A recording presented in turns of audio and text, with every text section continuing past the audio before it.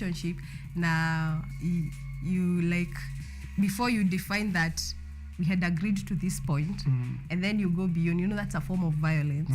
So so those are some of those subtle ones. So and then, how does it manifest in workplaces and maybe school environments for people who go to school and might not even notice that they're undergoing gender-based violence, or even in the workplace? In school, actually, that's good because I'm currently in school, and not that saying that the institution itself, but what we face mostly is even within our peers, like what I said as among our peers is the verbal. The verbal is more common than the verbal is more common among our peers. If you're calling Faith, she's on air. Please just to give her time to get to go through with her discussion. Yes. Go on. Sorry. Okay. So the verbal is more common with our peers. Then when there is power mismatch, then you have like someone is taking advantage of you because maybe they have a higher office, and so they want maybe your grades. All right. They want interfering with your grades because they know they are at a position of influence of your grade or your credits and all that. Then when people are serving you also, not only your lecturer in class, maybe someone is serving you.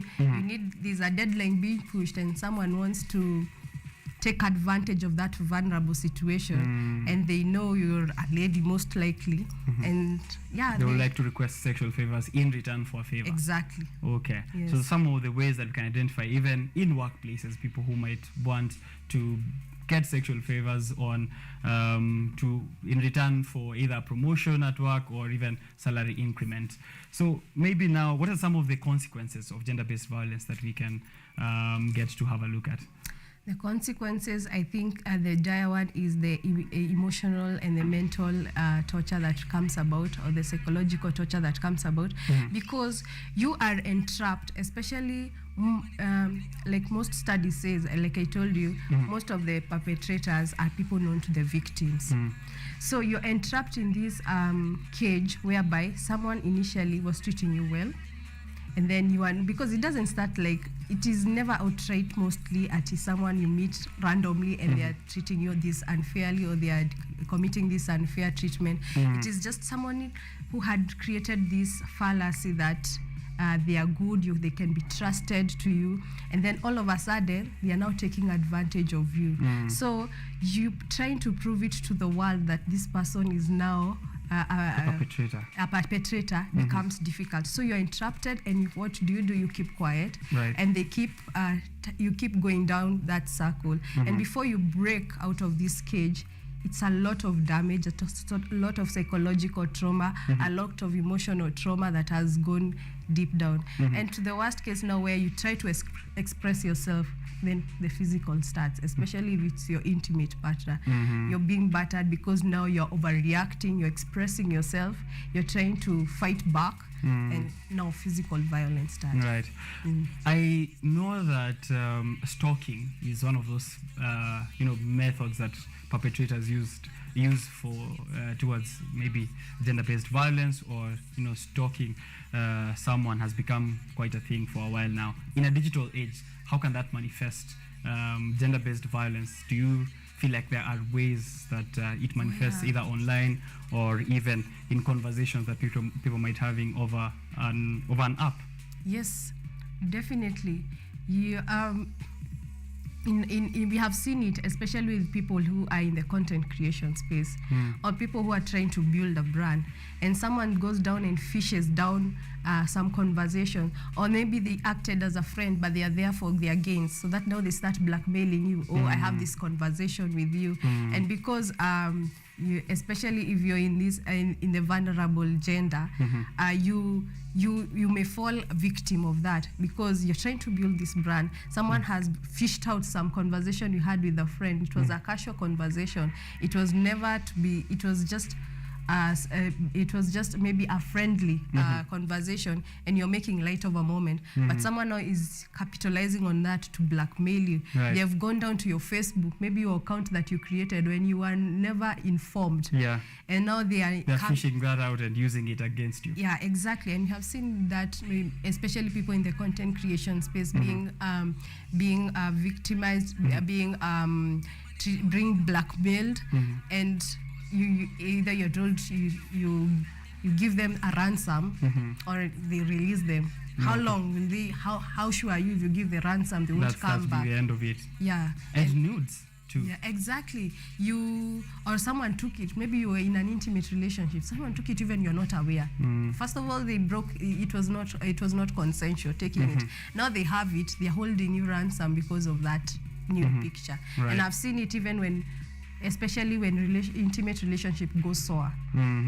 That's true. You're always trapped to this person because they have something on you. They have something against you. Yeah. And even if it was consensually taken or at the time, right now that is gender-based violence at this point. Exactly. You're releasing it without the consent of this person. So now, having looked at those various scenarios of gender-based violence and how they manifest in online spaces, in physical spaces, in workplaces, at school, what can we do to mitigate this?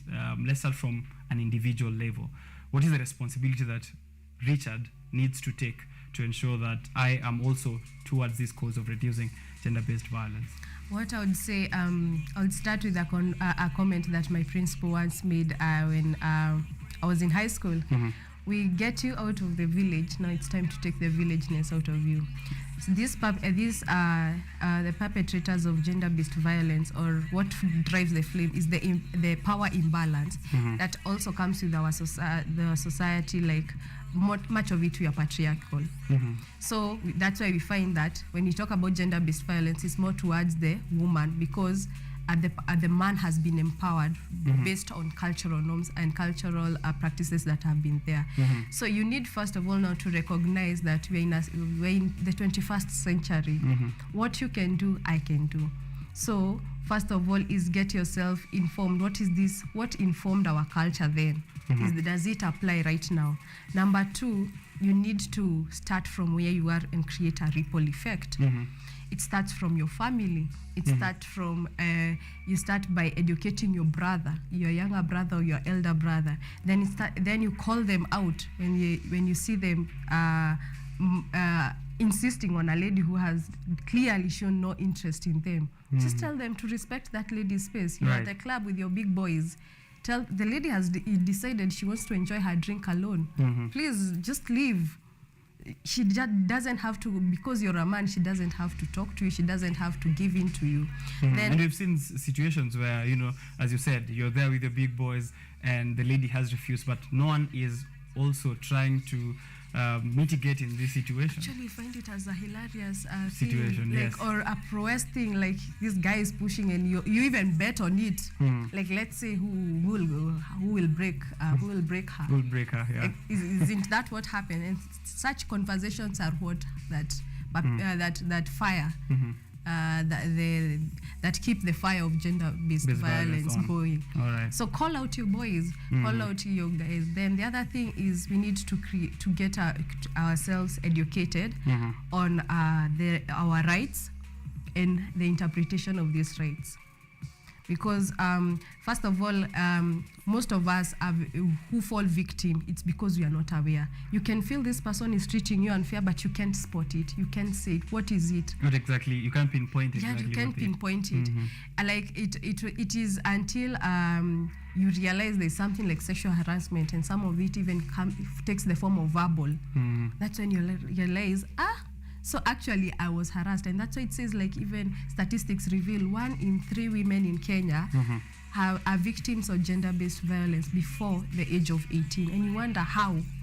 So out of all the 3 ladies that you know, one of them has undergone gender-based violence. Yes, but it's because they just think it's physical violence, being battered by your partner, or being physically manhandled, or maybe somewhere, or being raped, or some harsh words hurled at you that are actually more sexual, that's when you think that that's violence now. Yeah. But it has been there without you noticing it. Even as mere as catcalling, groping. Mm-hmm. You can't be on a line safely because someone is trying to rub their genitals around you.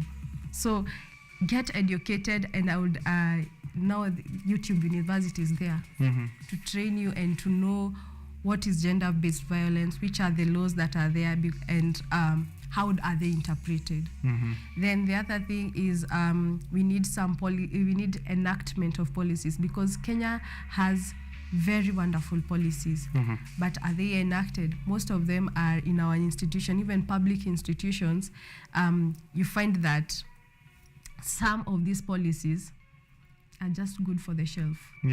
Yeah, so we need enactment of the policies, so that, and adoption of other policies within, even from national level to county level to a municipality level, so that every person is protected. Right. Even economic violence, it's now perpetrated. Economic violence? Yes. How's that?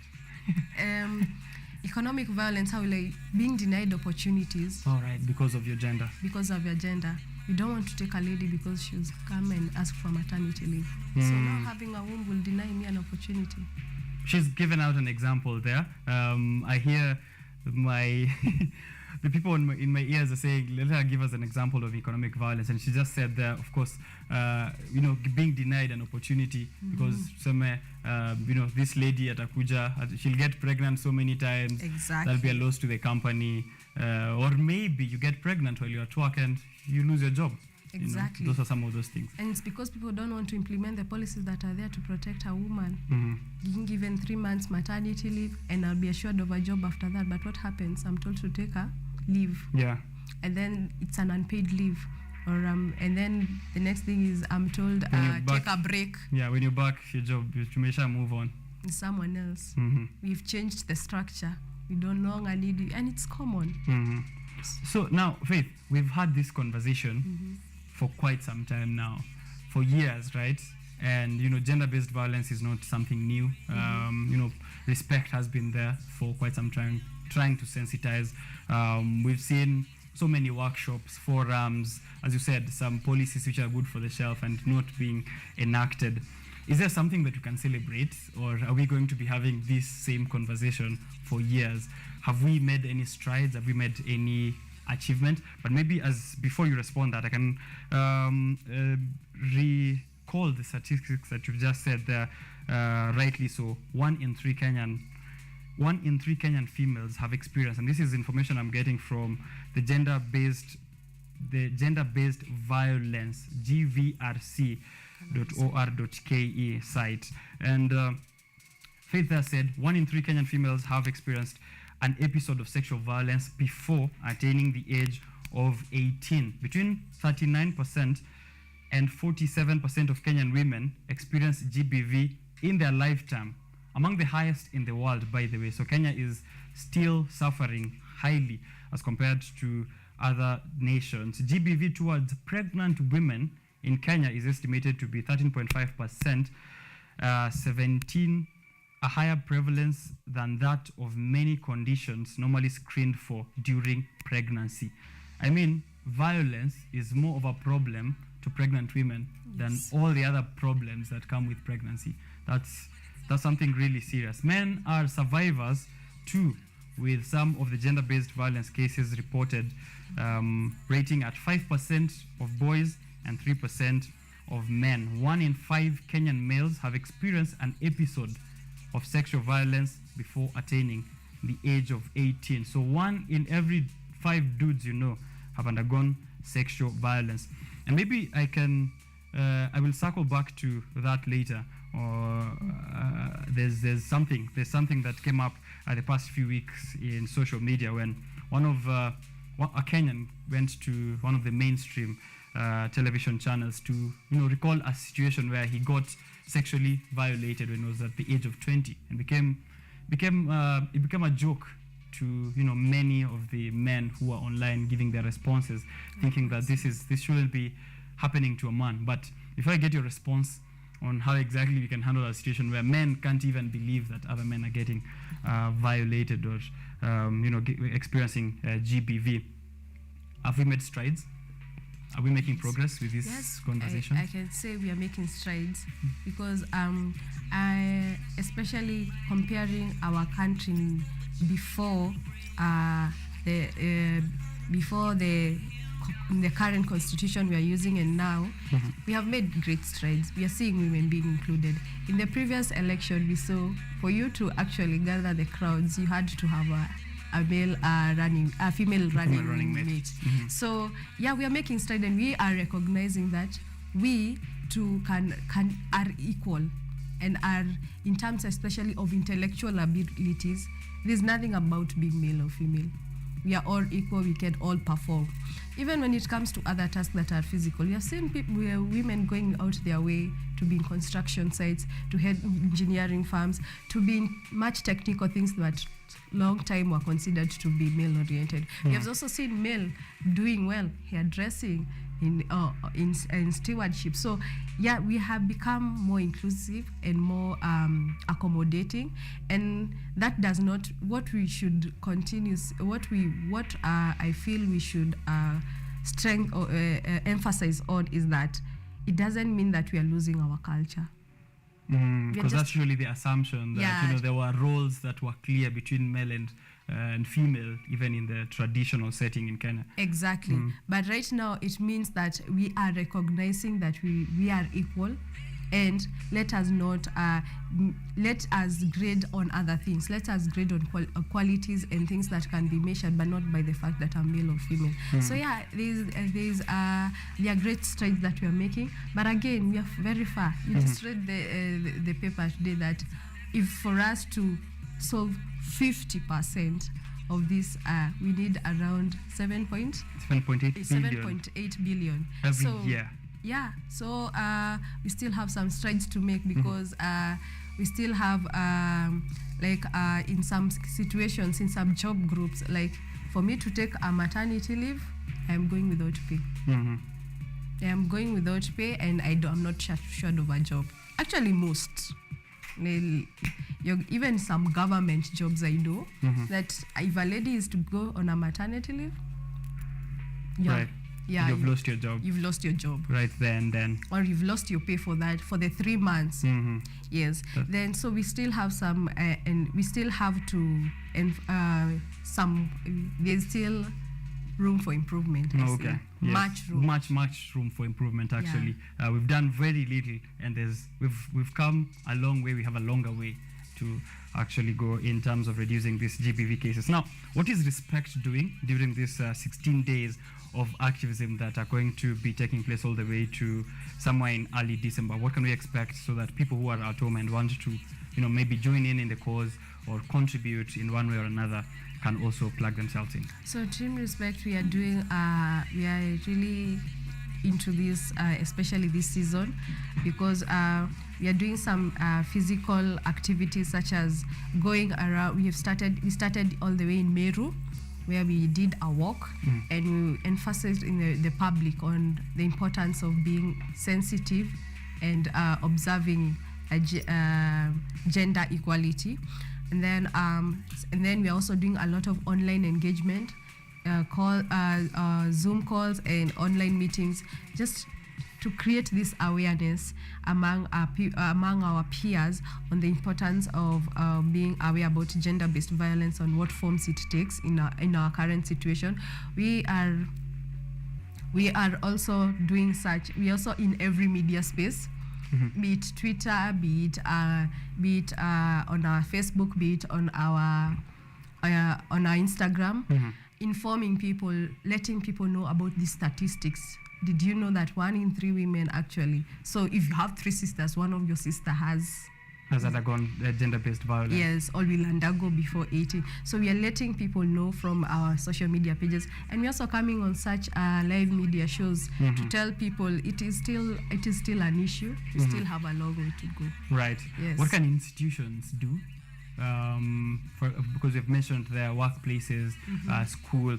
I know there's much to do with homes, because that's a family setup. There's no policy that can be enacted in families other than ensuring that the people who are around that family, the people in the community, are very alert of issues of gender-based violence. Now, in workplaces, management, school institutions, and the school administrations, what can they do to ensure that the students who are going through the school, the employees who are going through the workplace, are not facing cases of gender-based violence? First of all, is to create avenues where such victims are able to report, and their privacy and their anonymity is preserved, so that one thing that is common with issues of gender-based violence is that there is shaming of the victim. And that is why you find even the male gender is unable to come up.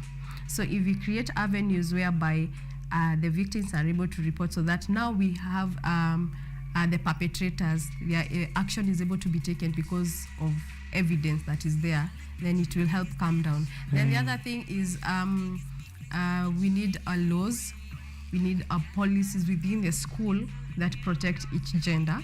And here I'm also thinking even of the boy child as well, so that with these laws then, and they are enforced from even the constitution, the KUSA constitution, let's say, for example, the student Organization, yes. Association, it should be inclusive and also have laws or policies that protect the all genders, to ensure that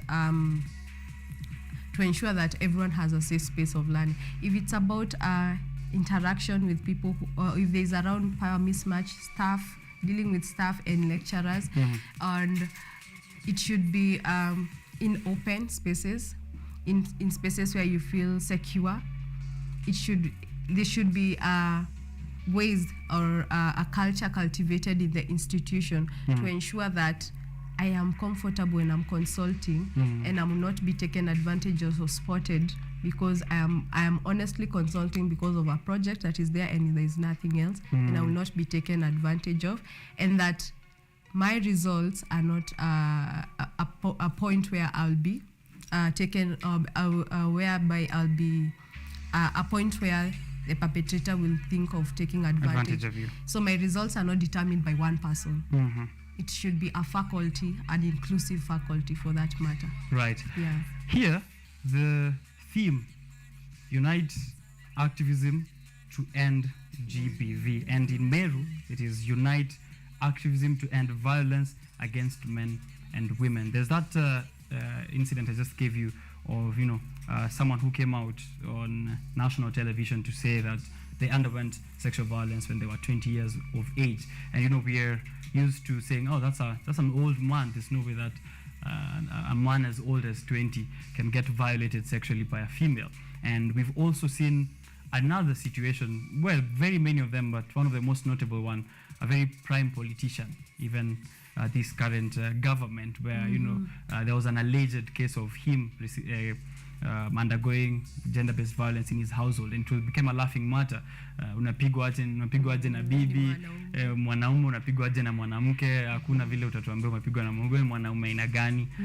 Such cases. What can be done? What do you feel can be done? Either by men or society? I don't know who exactly now should be taking up this responsibility of ensuring that men do not continue to be ignorant on that level. We need to stop this culture of shaming the victim. We need to really stop shaming the victim and recognize it as an honest injustice, because I see that as a bold person who came out, but then again, they're taking the bullet on behalf of all others who are silently suffering. And we need to create safe spaces for the men to actually safe spaces. To actually express themselves, because they too are undergoing violence. Actually, when I was thinking about gender-based violence, I asked a friend, and I was like, he was a guy, and I was like, have you ever faced any form of gender-based violence? And what he had to reveal, because I had created a safe space, I was shocked. Like, they were like, they were somewhere working, and this lady who was their senior was like, I just need a child from you. And so many men, a nice-looking stewardess has been enrolled in this job. Their job is just maybe to serve our customers, and then their boss somewhere in the HR is like, I just need nothing but a child. Need a baby from you. Yeah. And, because of that power mismatch, it starts as an emotional torture. And it didn't maybe start that way. Maybe they started by appraising you. Oh, you're good. You report to your job well and all that. And until men come out, it will continue happening. And it is people like you, people who have this such media to talk about and to demystify those stereotypes. It's like men are suffering, and create spaces where men come out. I enjoy some of the podcasts that are men oriented, when men become vulnerable and express themselves. Like you see, even when there's one that I follow where men talk about how they go about divorce and how it affects them. And you only think, when you think about divorce, you only think about the woman and the children. But you also think that the man also has emotional needs that are, or some emotional torture that has gone into him. So until we have such spaces, it will always be a joke to some people.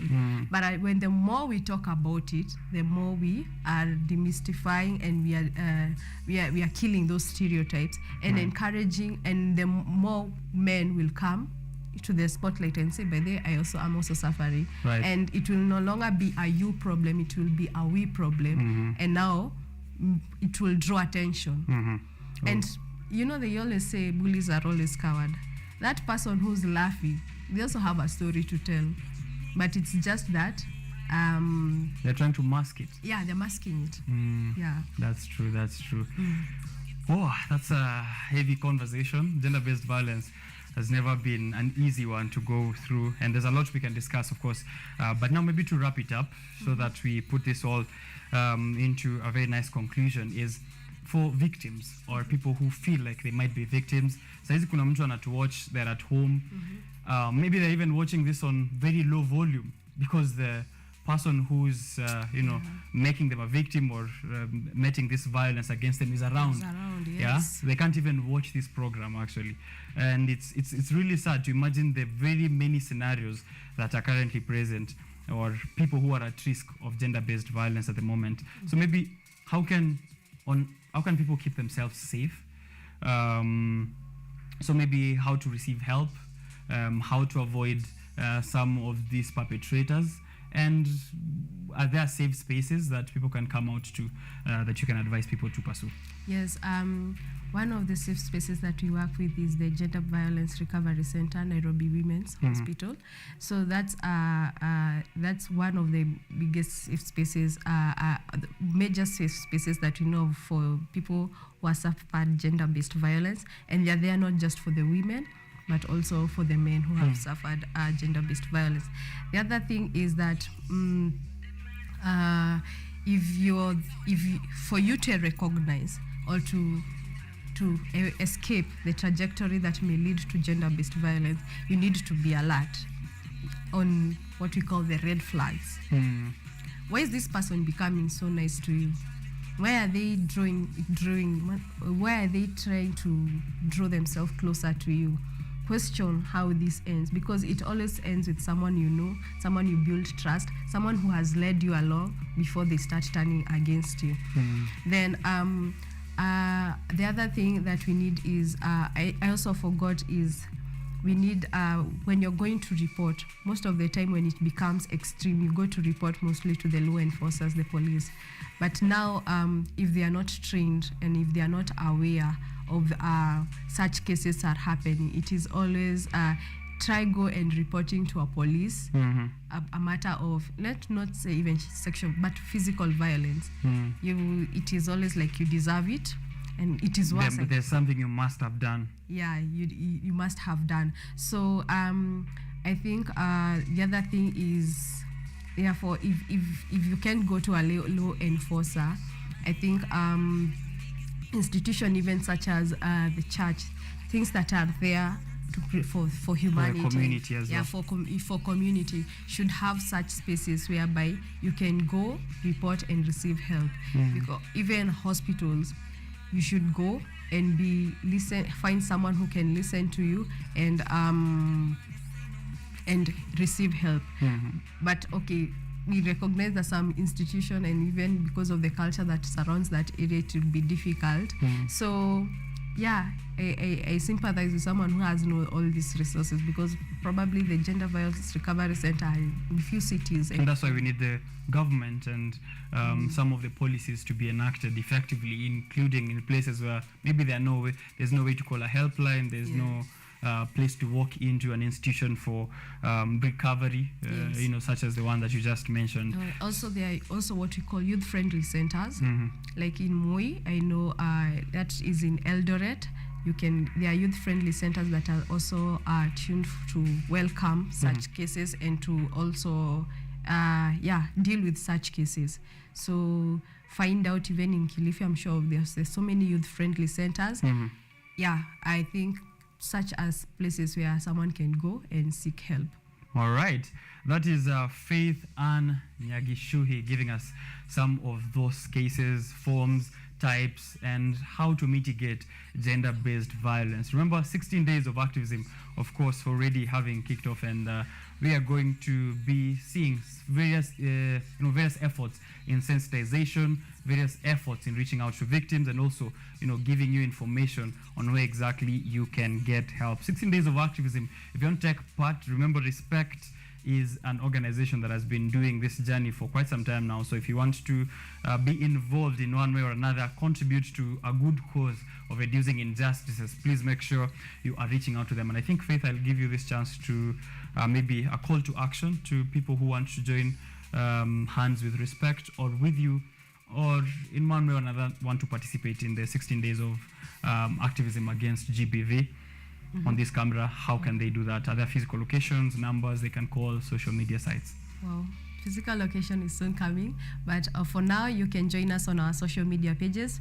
We are at Respect KD on Instagram, on Facebook, and on Twitter. And you can, that's where we post our activities. If you have any activities, that's where we also post our Did You Know? If you want to get more informed about gender-based violence, we are there right now. We're also in partnership with so many other organizations like the GVRC, Nairobi Women's Hospital. And if you just Google right now, gender-based violence or 16 days of activism, you'll find so many people who are out there sharing their information, sharing their experiences as well. And share out, just retweet. It will help us. Share that story on Facebook, share that story on Instagram, and help create this awareness. Just if for a guy, I'll actually, it's a challenge I would call to especially the men, and just write something within these 16 days. Just write something on your status. Share something. It is not right for you to.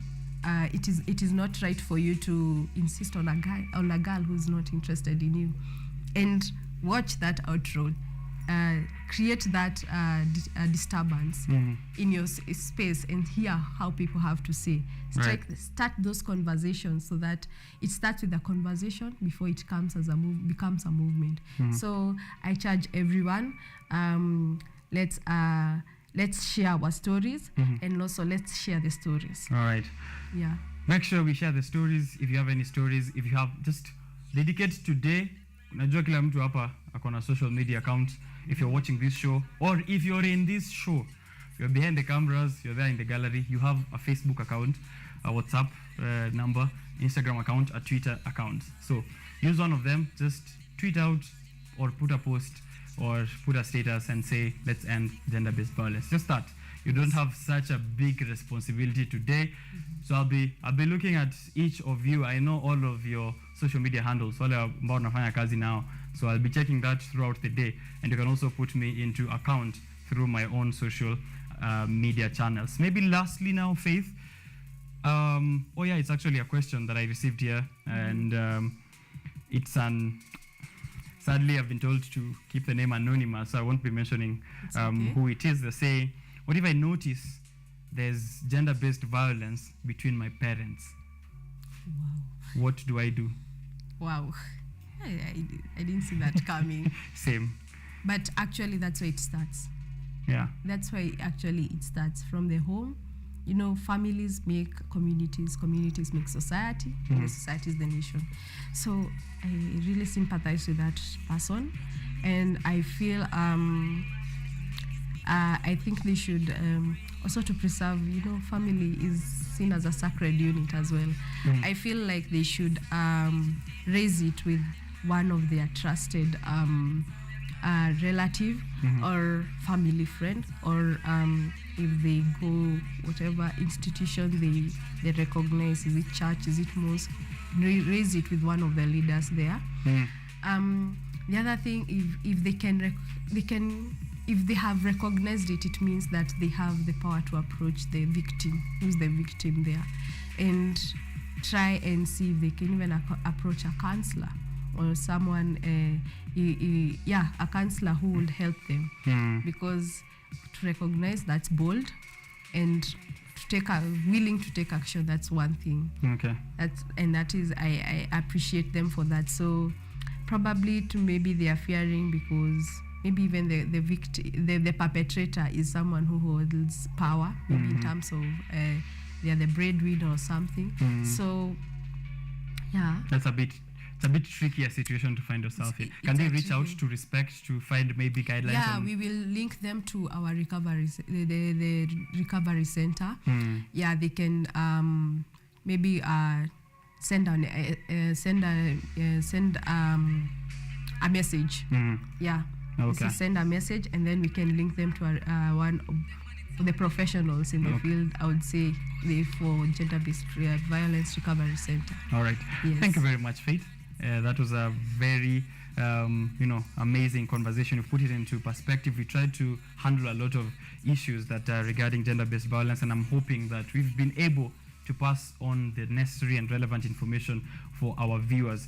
Lastly, maybe just again the social media handles and the website to Respect or to the Recovery Center, and then we can close this conversation. Yes, so to find for us at Respect, we are Respect KD on all the social media handles, and then we have our website. If you just search Respect, okay, let me just say Respect. If you just Respect with a K, by the way. Yeah. Because it's an acronym. So Respect with a K, you'll find us. We have a website. We're on social media: Facebook, Instagram, Twitter. Okay. Yeah. What's you said it's an acronym? Yeah, Reproductive and Sexual Health Program for Kenyan Teenagers. Reproductive and Sexual Health Program for Kenyan teenagers. Yenyewe sikuwa keen sana kwa darasa inaonekana, but that is the information you're getting from Faith, also part of Respect. Taking part in that 16 days of activism. Please, just do that. One responsibility nimekupatia. Use your social media platforms today to just post one message, pekee, status moja ama tweet moja tu. Let's end gender-based violence. Biashara Tuesday. We'll be right back.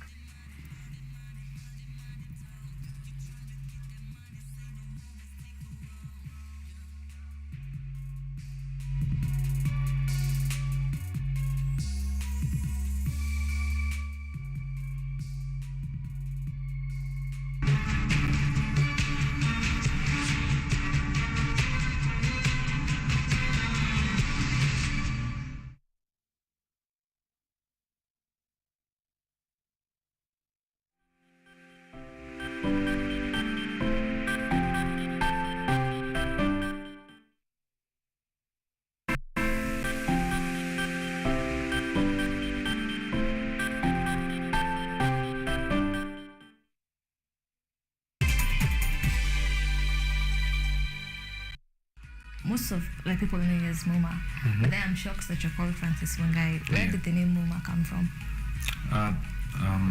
The person I started the company with, she was called Maureen Namungai. So yeah, this officer arrests me, and then it's like when you go to the central, ako mimi hata alikuwa na piga stama akiwa uchi, nilipata akitoa nguo.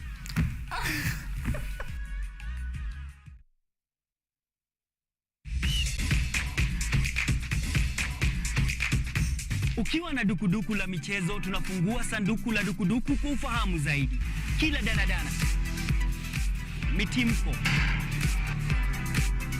mifyatuko na harakati zote ugani, sisi ni wako mwandani. Kukurukakara zote nyanjani haziwezi kuangaziwa zaidi ya micharazo michezoni. Mimi mwanaspoti wako matata Peter Pinches Mwaora ndakuwa na jopo lenye maarifa sufufu, nikufahamishe na nikuburudishe wewe shabiki shakiki kwa uhakiki na kindakindaki.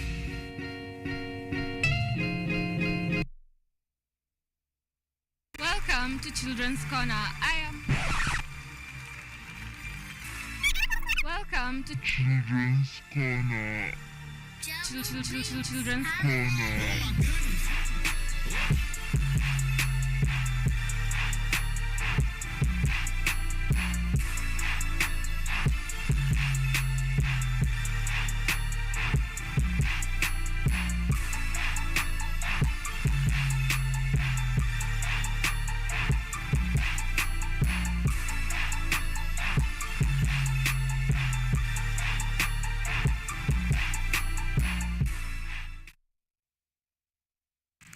There's a criteria on how we select the students who join the program.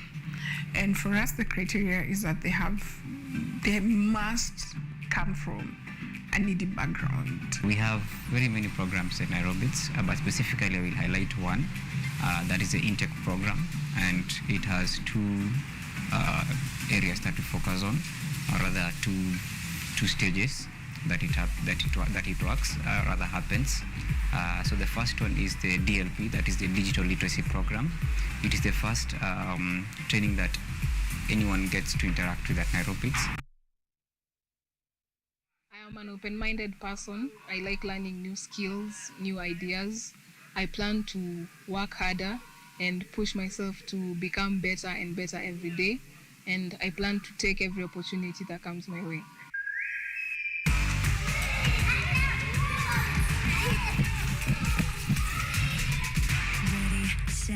Time to be a fighter, don't look down, keep on climbing higher, be yourself, cause you shine in different ways.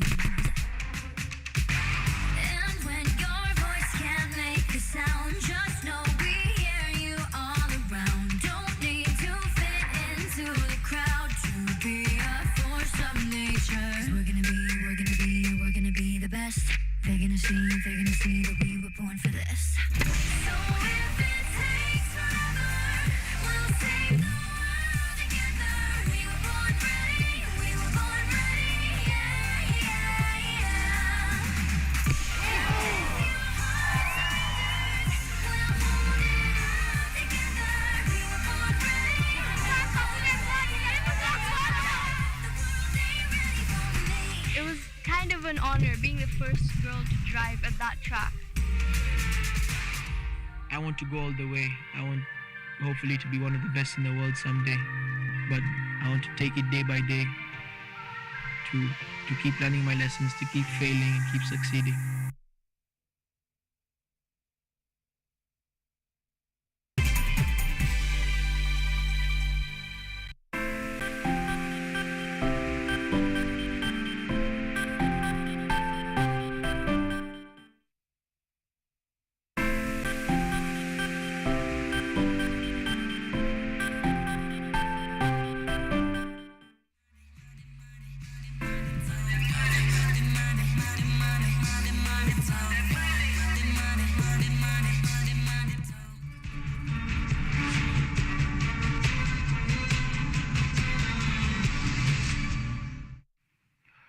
All right, welcome back to Biashara Tuesday. Continue interacting with us on all social platforms. We're going to have a discussion here in just a short while with yet another Faith. Remember, Faith Nyagishui just left here after a conversation on gender-based violence, and that is, of course, setting pace on the 16 days of activism against gender-based violence. If you are a victim or at risk, please make sure you're reaching out to respect. That is respect with a K, where the C is supposed to be. Usiandike respect alafu ongeza K mbele. Just replace the C with a K, right? Yes, respect, and they will be guiding you on where you can get help, recovery methods, and also helplines that you can call in case you are in danger. Just after that, I'm going to be giving you the updates coming out of your world, especially in education. I know KCPE and what is the name of that other one? KPCEA is kicking off, and I'm going to be giving you that information. IEBC commissioners, of course, the 4 rogue IEBC commissioners undergoing the parliamentary investigations, and much more developments from the presidential visits that have happened in DRC, South Korea, and whatnot. However, Faith Murungu, the Marketing and Business Development Coordinator at ISA, the International School of Advertising, will be giving me here information on an apprenticeship campus store that you'll be taking note of to know where they will be at, what kind of opportunities are you looking forward to, and there are scholarships that you can win yourself. How exactly is that going to be working and looking like? Don't miss out on it. But taking here a short break, alafu nikuje na the updates on KCPE. So let me just go straight into it, actually. The Kenya Certificate for Primary Education, KCPE, and the other one, the Kenya Primary School Education Assessment for Grade 6 students, KPSEA examinations have officially commenced as of yesterday, with education officials and stakeholders promising security of the national exams. Our reporter, Caroline Kimwele, has all the details. A total of 2.5 million primary school pupils will sit the national exams beginning today, Monday, November 28th, including 1,244,188 KCPE and 1,287,597 KPSEA candidates. In Kirinyaga County, over 25,000 candidates will sit for the exams, where 12,254 will sit for Kenya Primary School Education Assessment, KPSEA, while 13,304 candidates will sit for Kenya Certificate of Primary School Education, KCPE. One student will, however, sit for the exams in hospital after being involved in a road accident, while another one will sit for the exams in prison. Weza kufungua container mwendo wa saa 12 kamili asubuhi, na hata polipoingia mlipata all the center managers all present, umeona security officers wote wamekuwa present. Kwa hivyo tunashukuru Mungu kwamba tumeweza kuanza kwa utaratibu kulingana na mujibu wa ule mwongozo wa kwamba container ifunguliwe saa 12 leo asubuhi. Homa Bay County Commissioner Moses Lilan has assured that all arrangements have been put in place to ensure that the 2 ongoing national examinations are undertaken in a secure and peaceful environment. There are a total of 37,868 candidates sitting for the Kenya Certificate of Primary Education in public schools and 73 candidates from private centers. We have the county director here for TSC. We have the county director here for education, and ours is to make sure that everything is going on as smoothly as possible.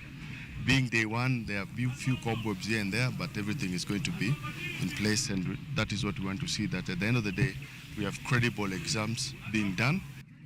The Water and Sanitation Cabinet Secretary Alice Wahome led the opening of an examinations container and thereafter the distribution in Murang'a County at Kigumo Sub-County, urging all the stakeholders to ensure that the examination period was not interrupted by any cases of malpractice that may result in cancelling of the examination results. The exercise must be conducted with the highest integrity possible so that we avoid any interference with the examination. The students have come a long way. They have worked very hard, and I want to wish them all the best, but also remind them that they must not fall into temptation. Kisii County, this year's Standard 8 and Grade 6 examinations have kicked off under what appears to be a new strategy in the administration. For the KPSEA examinations, we have a total of 1,213 centers that have been registered to conduct these examinations, with the total candidates of 39,584. However, the examinations that started early Monday have also seen a number of candidates from secondary schools sitting their home science paper. Jacqueline Wanjiru, KUTV. So as the national examinations for the KCPE and KPSEA candidates kick off yesterday, the issue of early pregnancies among the candidates has been given much attention. According to the statistics conducted by the Ministry of Health, 45,724 pregnancy cases have been recorded this year alone within Nairobi and Kajiado counties. National examinations kicks off countrywide. The dreams of these students, most so female students, are shattered when their education is interfered with when it comes to early pregnancies.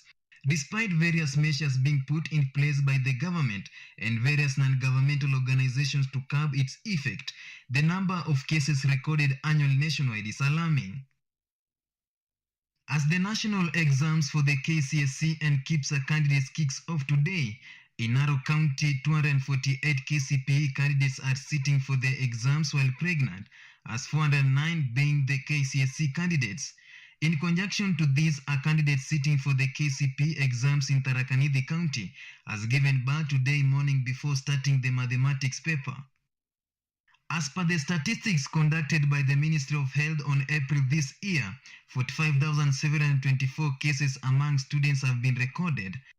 As per the statistics conducted by the Ministry of Health on April this year, 45,724 cases among students have been recorded. Counties that have been termed to record high cases include Nairobi, Kajiado, Homa Bay, Meru, Kericho, Narok, Kisii, Mandera and Bomet, with Lamu County recording the least. According to UNESCO, the high cases of teenage pregnancies have been driven by lack of education on sexual reproductive health, poverty and sexual abuse. Similarly, a collaborative research of July 2020 conducted by the Ministry of Health, together with the National AIDS Control Council (NAC), reveals that Kenya is ranked third globally with the highest teen pregnancy cases. Shadrach Smiu, KUTV. All right, so first of all, all the best to all the students who are sitting there. KCPE and KPSEA, that's going to take some time before I get used to it. KCPE and KPSEA, all the best to them. As I always ask people, do you remember when you sat your KCPEs? Now that we are speaking about KCPE, what is the memorable thing? I hear 2015, I am working with children. My goodness. I'm working with children who did KCPE in 2015. I wonder how they got jobs around here, but I'm wishing all the best to my former primary school as they sit their final examinations. If you have a candidate that you'd like to wish all the best, please nitumie your message niwasome jina yao hapa hivi. And also, if there's something memorable unakumbuka when you did your KCPE, how long has it been? What did you think you'll be? Remember those questions you were asked? Where do you see yourself in 10 years? Where do you see yourself in 5 years? Ile jibu ulipeana siku ya KCPE, uko wapi, my friend? Think about it. Moving on swiftly. The Justice and Legal Affairs Committee is hearing the petitions against the 4 IEBC commissioners, and it has adjourned its sittings to today, Tuesday, to allow the defense team of Vice Chairperson Juliana Cherera to file a response. The decision followed an application by Cherera through his lawyer, Apollo Mboya, to have the sitting adjourned for 10 days. Monday, November 28th, took a turn for the 4 IEBC commissioners, including the Vice Chairperson Juliana Cherera and the 3 other Irene Masit, Justice Nyagaya and Francis Wanderi, to appear before the Parliamentary Committee on Justice and Legal Affairs to respond to the petitions filed for their removal in office. However, the sitting was adjourned by the chairperson of the committee, George Gitonga, to ensure free and fair exercise. This was after lawyer Apollo Mboya, representing Cherera, asked the committee to adjourn the sitting for 10 more days. Lawyer Mboya sought for adjournment, citing Article 50 of the Constitution on fair hearing, which states, and I quote, "Every person has the right to have any dispute that can be resolved by application of law and decided in a fair and public hearing before a court or in appropriate and another independent and impartial tribunal." The adjournment call was, however, opposed by the petitioners, claiming the lawyer is playing delaying tactics. The petition for the removal of Cherera, Masit, Nyagai and Wenderi have been filed by the Republican Party, Dennis Nzombi, Geoffrey Langat and Steve Gary. The 4 commissioners are accused on ground of gross misconduct, abuse of office, violation of the Constitution, conspiring with top national security officials to alter the election result, and taking sides in the August 9th presidential race. Auma Evans for KUTV, Nairobi. All right, so that's happening over in Parliament buildings. We'll be following up, of course, that in the rest of the broadcasting and programming at KUTV. But just to roll it back a bit to KCPE, I'm receiving very wild answers. Please do tell me when you did your KCPE. I've had answers about 2016. I didn't know there's still KCPE in 2016. But yeah, apparently there are people who are working currently and they did KCPE in 2015, just the other day. It's crazy, it's crazy. The third round of talks on the conflict in the Eastern Democratic Republic of Congo has kicked off in Nairobi yesterday. This comes in the wake of over 100 armed groups wreaking havoc for close to 3 decades now. The peace negotiations were officiated by the Burundian President Evariste Ndayishimiye, who is the chair of the East African Community. In the wake of the long-standing conflicts in the Eastern Democratic Republic of Congo, the East African Community is holding the third round of the inter-Congolese consultations under the East African Community-led Nairobi process on restoration of peace and security in the region. The host president, Dr. William Ruto, said the region is united with the common goal of enhancing peace, security and stability in the region. It is self-evident fact that our region is united by a common yearning for peace, hope for unity, quest for opportunity, and desire for shared prosperity.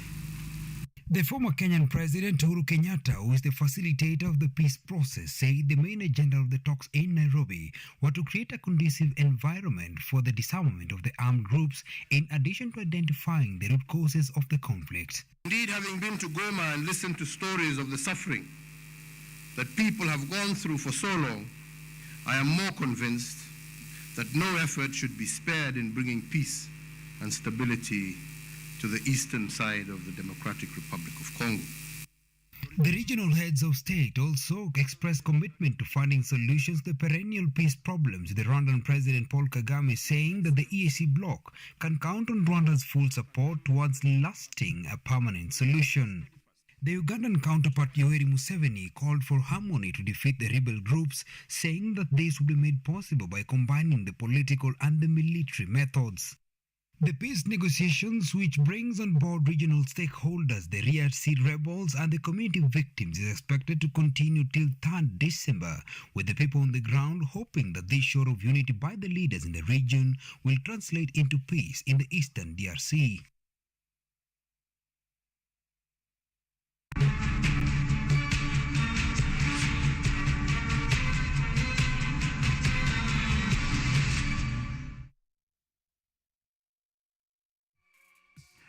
Yeah, that's the first time former President Uhuru Kenyatta and President William Ruto have been seen together since the handing over ceremony that happened, I think, 2 months ago. It's good to see them laugh, even if they've been showing, different signals for the past 2 months that they've changed power, they've switched powers.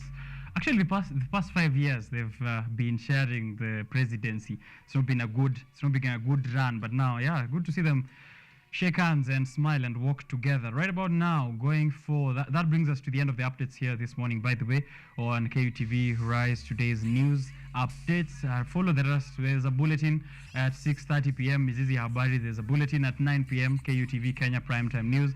You can check the rest of the developments that are going to happen today on those broadcast. But now I'm coming back with Faith from the International School of Advertising to give me that conversation I teased earlier on the campus tour they're doing on apprenticeship, which is beginning in January of 2023. So kama wewe ni youth pale mtaani, here's a chance for you to get a job, here's a chance for you to get attached, here's a chance for you to get training.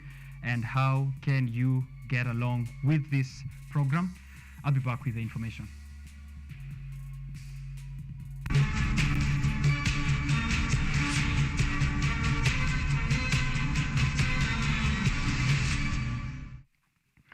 All right, so Faith Murungu is a marketing and business development coordinator at ISA, the International School of Advertising, and she's been here before. We discussed matters of marketing, advertising, and how exactly that has been developing in the past few years, especially in this digital age. So if you have interest in those areas, here's a chance for you to get to be attached with them for training and also for job security. Here are some very scary statistics that I want to begin with, and she will be helping me, of course, have a discussion around that. I read the story just yesterday on the Business Daily that says only 9% of Kenyans have secured permanent full-time jobs. Less than 10% of Kenyan adults have permanent full-time jobs and are scoring the levels of high poverty and dependency levels in the economy, where the government is actually struggling to tackle acute unemployment problem. And on Biashara Tuesday,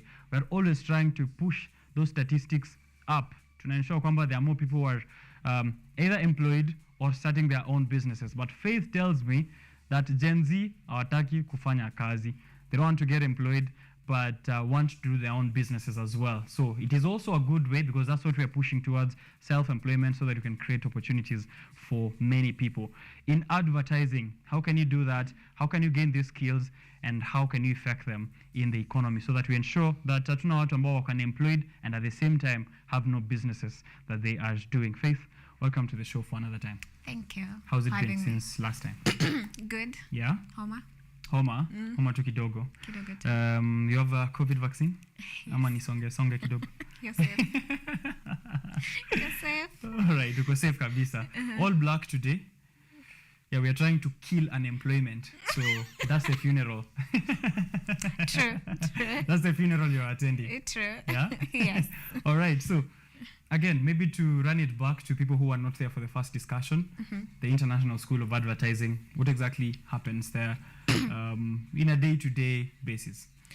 So the International School of Advertising, what we do is we transition probably graduates, and probably you're doing marketing or law or another career, and you want to transition into the marketing and advertising industry.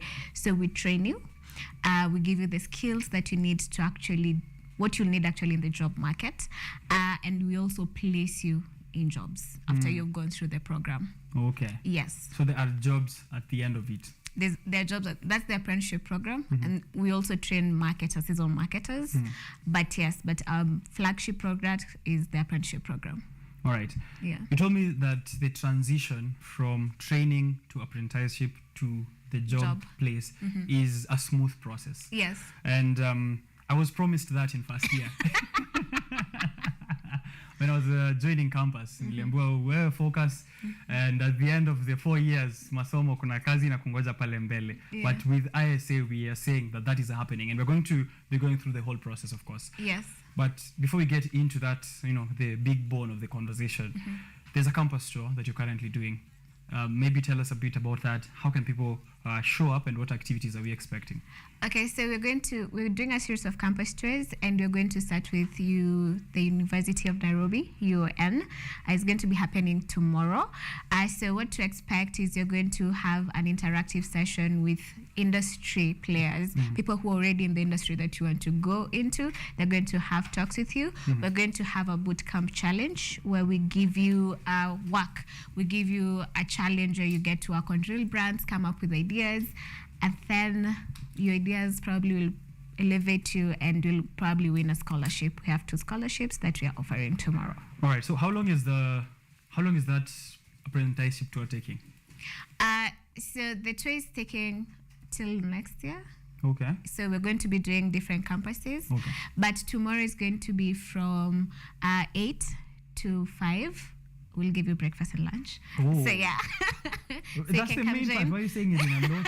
There'll be breakfast and lunch. There'll be breakfast and lunch. Yeah, so keep time also. Okay. Yes. So 8 to 5 p.m. 8 to 5 p.m. So it will be a series of activities, a series of getting to engage and being talked to with industry players, and also activities, giving you really hands-on activities on what to expect in the marketing place. All right. Yes. For me to come through to this tour, of course, to get to know what you do at ISA, do I need to have a background in marketing and advertising, or can I be just any other person who's interested in joining? So, as long as you're interested in pursuing a career in marketing and advertising, you're welcome. Okay. Yeah, no matter what course you did, even though you did analytical science and you interested in pursuing a career in marketing and advertising, you're welcome. I'm seeing here there are other things that are happening outside of marketing and advertising. There's workshops in financial goal setting, planning, and leadership. Are these during the training or also during the apprenticeship too? During the apprenticeship tour, during the training, we'll be having that. We've realized, the course is going for 90,000, and most students cannot afford this. So what happens is we have partnered with Uniport, who will be giving financing to the students. So in part of giving you financing, we need to understand how to be able to manage your finances and all that. So we're also going to be having that workshop tomorrow. Okay. Yes. Now, for the 6 months of training, please take us through the journey. There's the 3 months of intense training, and there's also getting attached to a brand, and there's a job afterwards. Yeah. How does it look like in depth? In depth. So it's actually 6 months of training, but on the third month we place you. So we start you with the basics. We start with marketing and brand planning, where we teach you how to be able to come up with brands, how to be able to position your brand, do research, and all that. And then we also we train you on strategic advertising management, where we are able to know how to be able to come up with ads. All these ads you see on the billboards, how do you come up with them? How do you communicate that? Then we train you on digital for business, which is digital marketing, which is very essential right now. And I think last time when I was here, that's what we were discussing. And then after you've taken those 3 courses, now we can place you in a company where you start working as an apprentice and you earn a stipend. Not much, but you earn a stipend that can be able to sustain you. But you're also continuing with your training, where we teach you about media buying, and we also train you about account management. And then you do a final project. Those are 6 months. After you're done with that, your internship and your training, now we place you for a job. Yes. Okay. Yeah. So I am assured that at the end of all this training, very intense, I am going to get attached, first of all, and also get a job at the end of it. Let me use statistics. Since we started, we have placed over 1,000 students, graduates, into the job market. And this is since 2014. Yes. Oh, that's quite a number. Yes, and our placement statistics lie at 95%. Wow. Okay, so if you are going to be grabbing any opportunity, I think this is the one you need to begin with here as we close the year. So tomorrow, ensure unafika University of Nairobi for that campus tour and get to learn and work and hear from industry experts. There are scholarships that are available. Can you tell us a bit about that? So we have partnered with an agency. They want to give a scholarship to 2 students who will go through the program and finally be employed or get into the agency, into the work industry. Right. So they are sponsoring you to go through the program with an already promised job. Okay. So there are 2 steps here that I want us to have a look at as well. Eligibility in making an application to come through for the program, for the training, and also eligibility for the scholarship. How do those 2 look like? For the scholarship, first you have to be job ready. So meaning you're either almost graduating or you have graduated, so you're ready to start the job. So that's the one thing for the scholarship. And you're available to take the classes. So the classes run they're evening classes. They run 3 days a week, from 6 to 8. So you actually have to be available to take the classes and go through the program for 6 months. So that's the qualification. To come for the campus tour, you have to be interested in pursuing this as a career. Yes, but also to prosper to get the scholarship, you have to prove. We are going to give you basic skills. We're going to train you on basic skills, and then we give you a challenge which you're going to do in groups, and then now we are going to evaluate from there. Okay. Yes. Is there an application for the training apart from the scholarship? For the training, yes, we have application. You can go to isaafrica.education, and you can check out apprenticeship, and then you can apply. All right. Yes. One of the other things I've seen you do during this training period is personal development in skills like mental well-being. I'm seeing here emotional intelligence, business and communication, etiquette. Why is this important?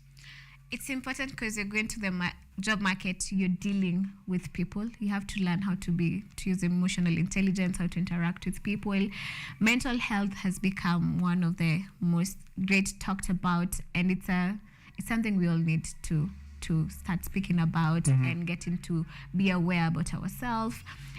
So we're going to do that.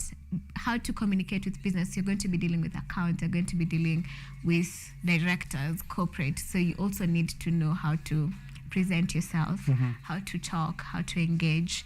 Yeah, so basically that. And we also train you that in the 6 months. Right. Behavioral skills in the marketplace. In the job market, yes. Okay. Yeah. So as we've mentioned there, we're trying to kill unemployment, yeah? Yeah. So at the end of this program, you're getting attached.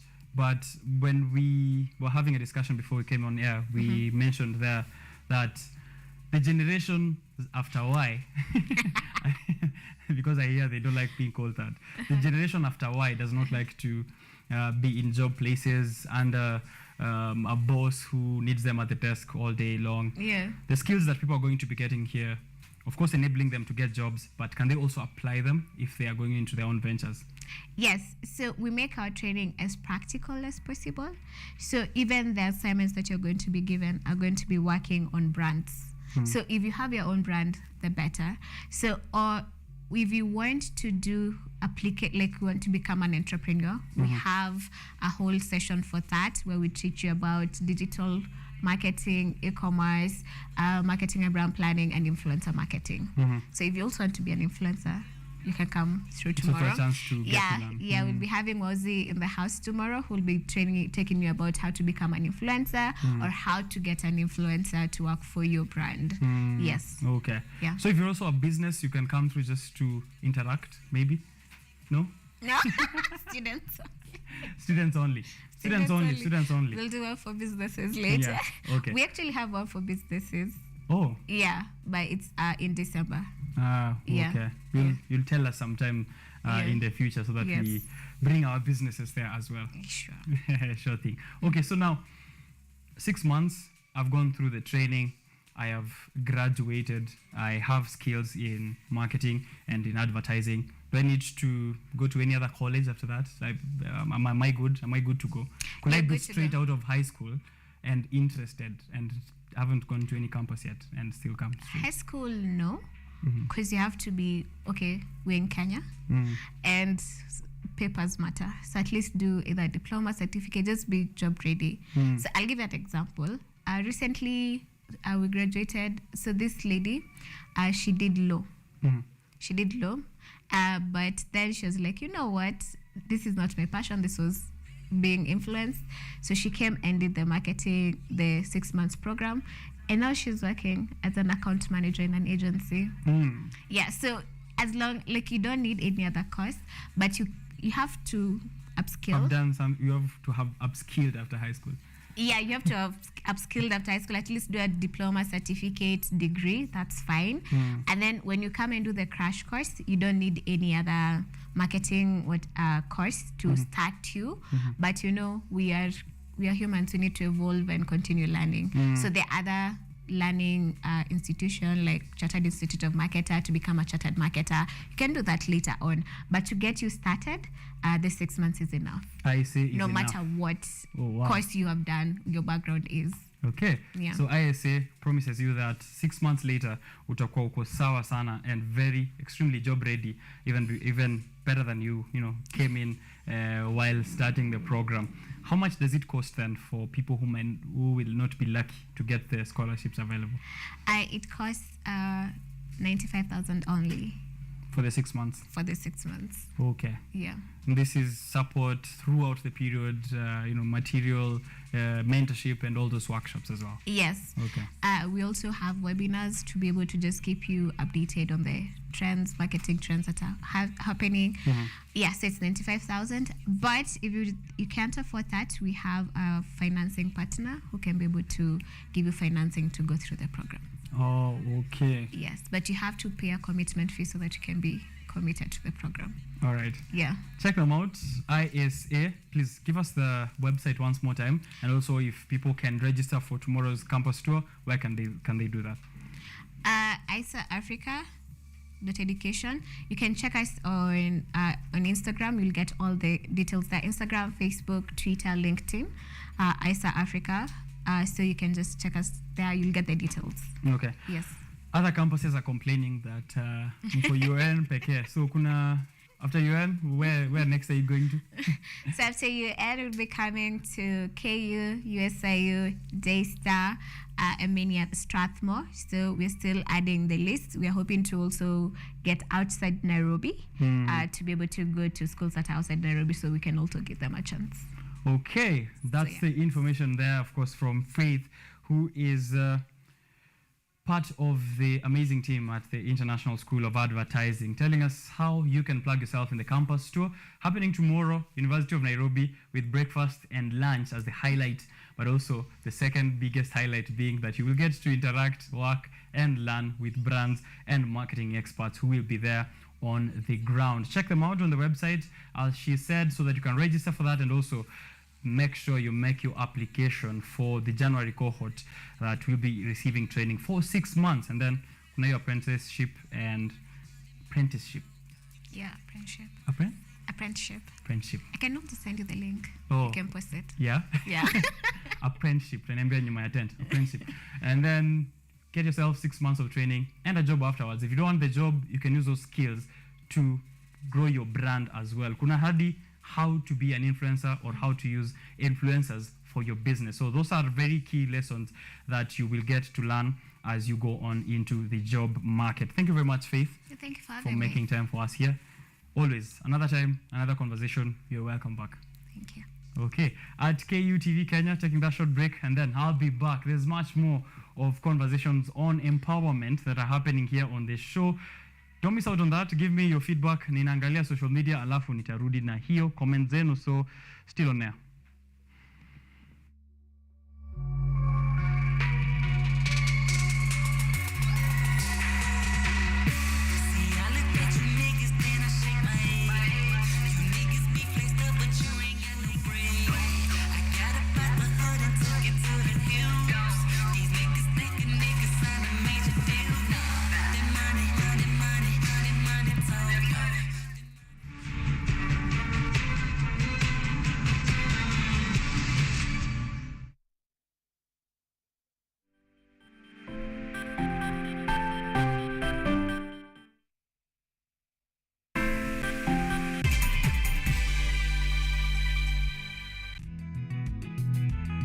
Sasa ni bora zaidi. Mwanzo mpya, mambo mapya.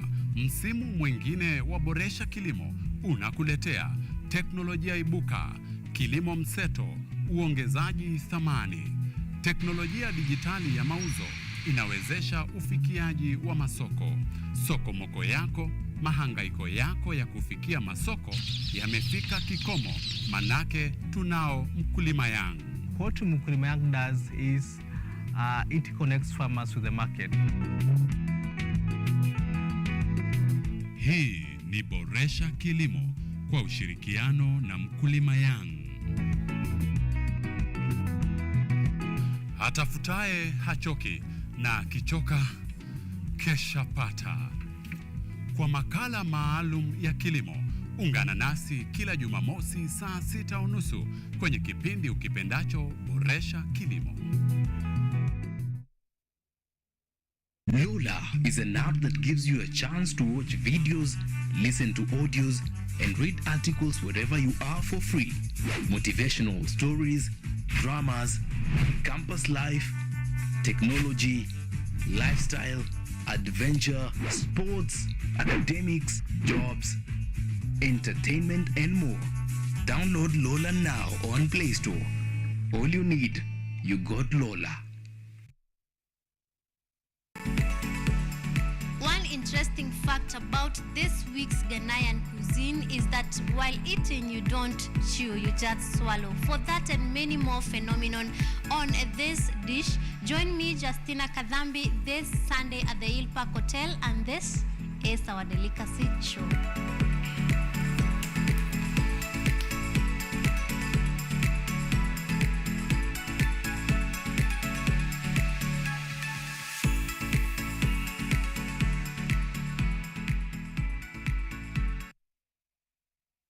Welcome to Children's Corner.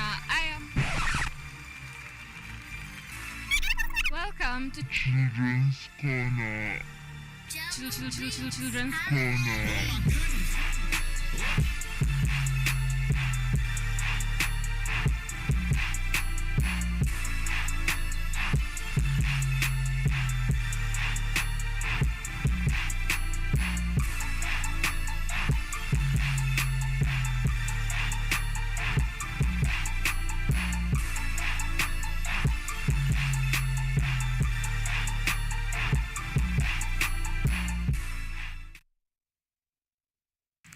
There's a criteria on how we select the students who join the program. And for us, the criteria is that they must come from a needy background. We have very many programs at Nairobi, but specifically I will highlight one. That is the intake program, and it has two areas that we focus on, or rather two stages that it works, rather happens. So the first one is the DLP, that is the Digital Literacy Program. It is the first training that anyone gets to interact with at Nairobi.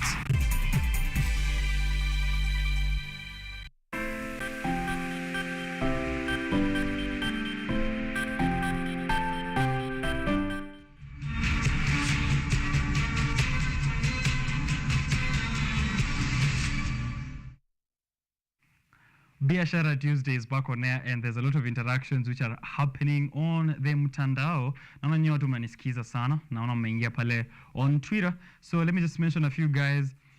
DJ Kingspin tuned in also.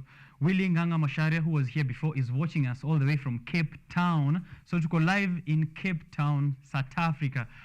Shame, brother, that you could not be here with us, but we are happy that you are showing the show to wale wote ambao wako in the richest part of this continent over at Cape Town. Asante sana Willie Nganga Masharia. He is an IT expert and a cyber security pro. So to have a conversation with him, if you missed out on that, especially on how you can keep yourself safe in online spaces, to upload it on YouTube, just type Willie Nganga Masharia KUTV, utaipata pale. Asante sana Willie for tuning in. Ojwang Mariam ameamka na amenitumia first of all tune into the show na amenitumia here on my DMs the People's Daily. I always tell him to give me the front of the People's Daily to compare with what I have. So nitaangalia hiyo headline inasema nini, but asante sana John Mariam for tuning into the show. Someone else here I see is Shikamaru. Sijui I watch from where, but I'm tuning into the show. There's also Jovial Smile. Whatever you're tuning in from, thank you for contributing and interacting with us on Twitter. Ikinai Media pia wako present. Shout out to Ikinai Media. Now, here we're back on Biashara Tuesday, and I said last week, empowerment is a very big part of this show. Probably the whole conversation about Biashara Tuesday is all on empowerment. We're trying to get you empowered economically, politically, and also socially. How can you improve yourself? How can you make sure that you are advancing ahead as a youth, especially who's watching this show? But if you're not a youth, still stick here, there's more for you. I'm sitting down with Stephen Kibe, who's the founder and chairman of the Youngsters Pioneers Kenya. The Youngsters Pioneers Kenya is an organization which he started to ensure that he does outreach in very many aspects of your life, from the social aspect, as I said, to the political aspect, to even the economic aspect. But I'm going to let him do the talking because he knows better. First of all, welcome to the show. Thank you so much. And, a little introduction to our viewers to understand what you do at Pioneer Stars, Youngsters. Yeah, Youngsters Pioneer Kenya. And, what has been the journey so far? So first of all is to let my viewer know me. I'm Stephen Kibe. I'm an engineer by profession. That is what I do. I work with Isuzu East Africa, and a founder and chairman of Youngsters Pioneers Kenya. And it's a youth group that we started, not me alone. We started together as young people just to see how we can bring the young people together, nurture their talents, of course, develop their skills, because we saw there is a gap. You know, ideally, there are so many opportunities. Our young people have got so much they can be able to do, but unfortunately, if they are not well, if they are not well directed, if they are not well, harnessed the potential energy to kinetic energy, they might not be able to do so much. Right. So we came together.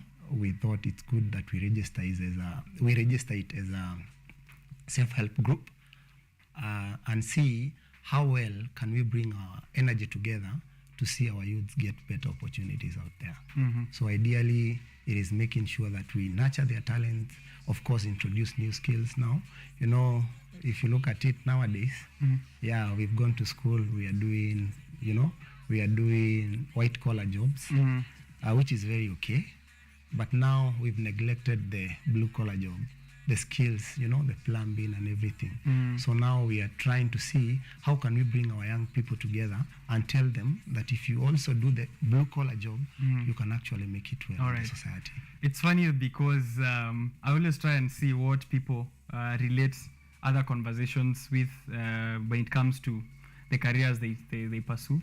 For example, you as an engineer, there you could not even prevent yourself from saying potential energy and kinetic energy.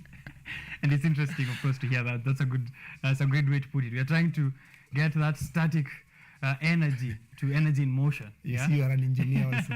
Yes, of course, I have to get that. Exactly. As an engineer. So let's try and drop more of those equations in this conversation. Now, you are trying to discover, develop, and nurture the talent that young people have, besides the white-collar jobs, as you've mentioned. And I just read a statistic here that only just less than 10%, only 9% actually, of Kenyans have full-time permanent jobs. And, someone might find themselves in that scenario and like, seen a job, seen a talent, we were used to such a statement, I don't know, I don't have a talent, me was in a talent. How do you get to maybe notice or develop a talent if you haven't even realized there is one? So when I was growing up, in my high school and my primary school, we used to believe that the only talent is dancing and singing. We didn't know there's so much there's so much that you can be able to do. So we were only limiting ourselves to what we could be able to see. So nowadays, there's so much that people can do. And we have to believe, and we have to also, work with the truth that we are all talented in different ways. There are people, they might not be able to dance as well, like I used to think when I was in primary school. But now, when it comes to the skill set, someone anakutengenezea kitu, you see, like masonry, someone who can be able to come up with a very good structure. We used to build the windshock, those small things when we were in primary. And I'm telling you, there are people who could bring it out very well, at their own level. So it's something that we're not limited to the little things that we see over the social media. There's so much that we can be able to do. And that is exactly what we are doing to our young people. We are trying to tell them, don't limit yourself. There's so much that you can do. Listen to yourself. What exactly do you like doing? And then we accelerate that for you. We bridge the gap. Ideally, if you look at Kenya, like you said, there are so many people who are not employed. But ideally, on the other end, we have to be optimistic. There are so many opportunities that we need to harness. We come together as a youth, and I thank God I've heard that 2023, we're going to have hustler funds, but it cannot be given to an individual. So we need to let the people come together as young people.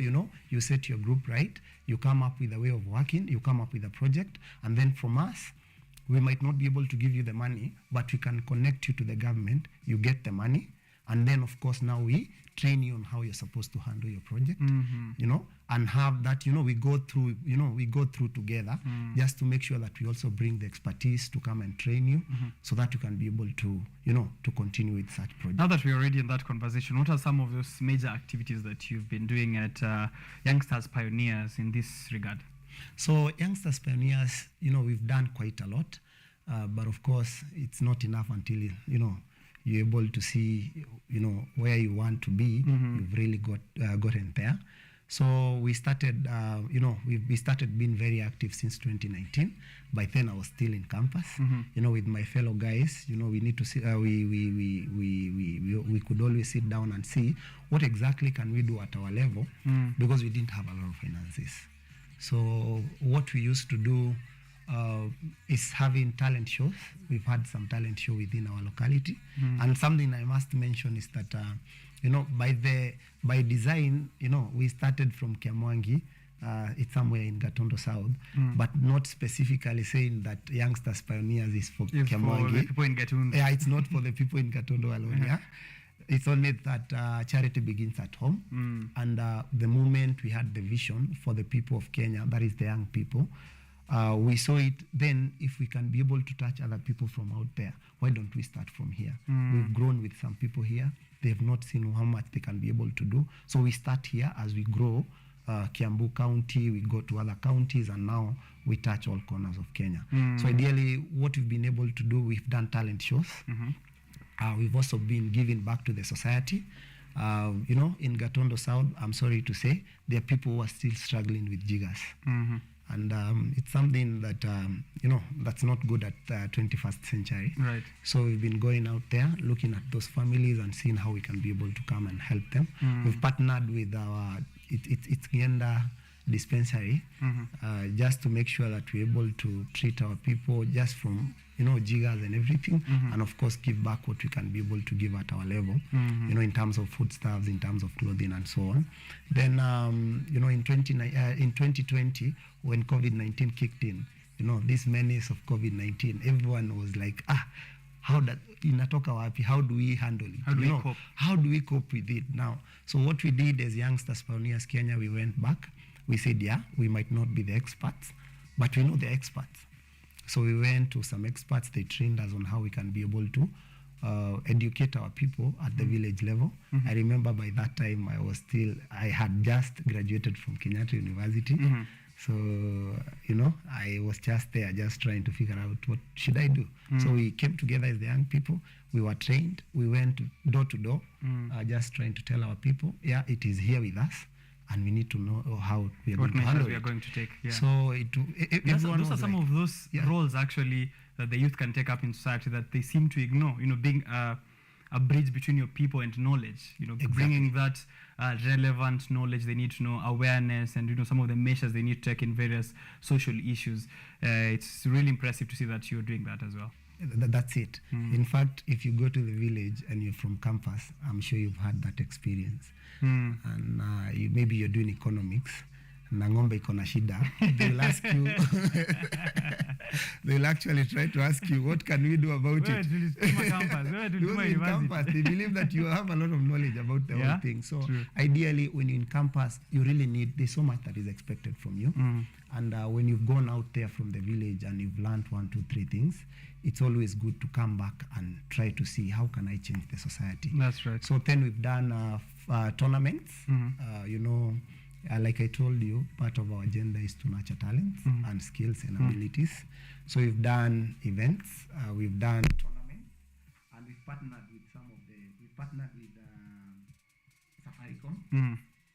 Safaricom came through for us. Right. They gave us trophies. We were able to do the first tournament, and then we later partnered with Isuzu East Africa. You know, by the fact that I work with Isuzu East Africa, I talked to them. I told them, yeah, I am your employee, and you know, there's something that I do in the background. I've been doing it before I came to Isuzu. So there are young people that we are nurturing, and we can actually be able to, you know, for tournaments. You come through, you support. They came through in a very big way. Thank you, Isuzu East Africa. We had a very fantastic game. I see here.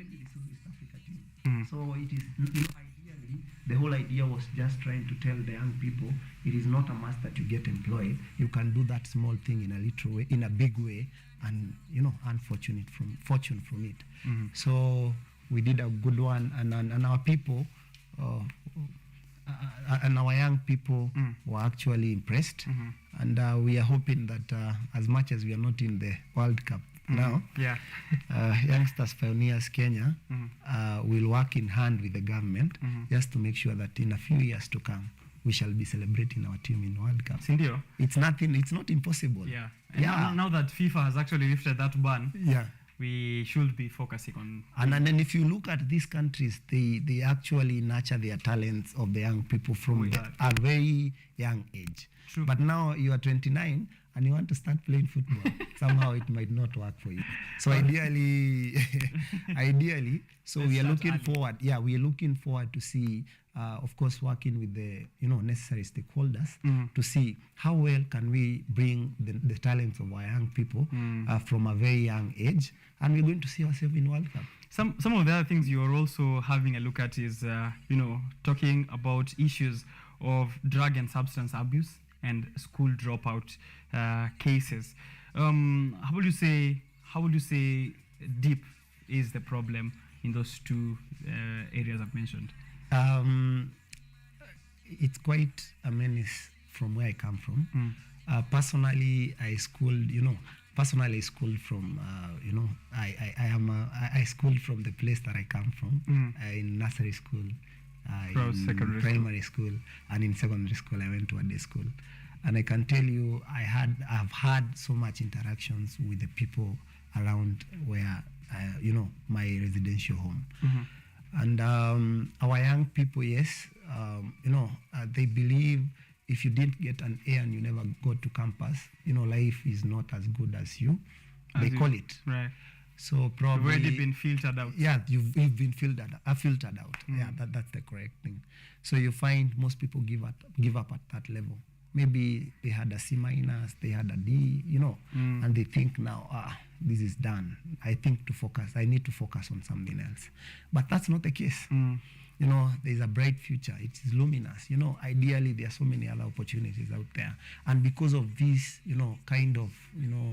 mental health, they have been discouraged and everything. The only place they find peace is getting to the drug substance abuse. And, bang and everything, which has really affected quite a number. And so we've had, conversations with them, trying to change how they think, trying to tell them there's so much that you can be able to do. That's what you're calling the real talks. We're having real talks. We have real talks. We bring out people who've been in those kind of, they've been addicts before.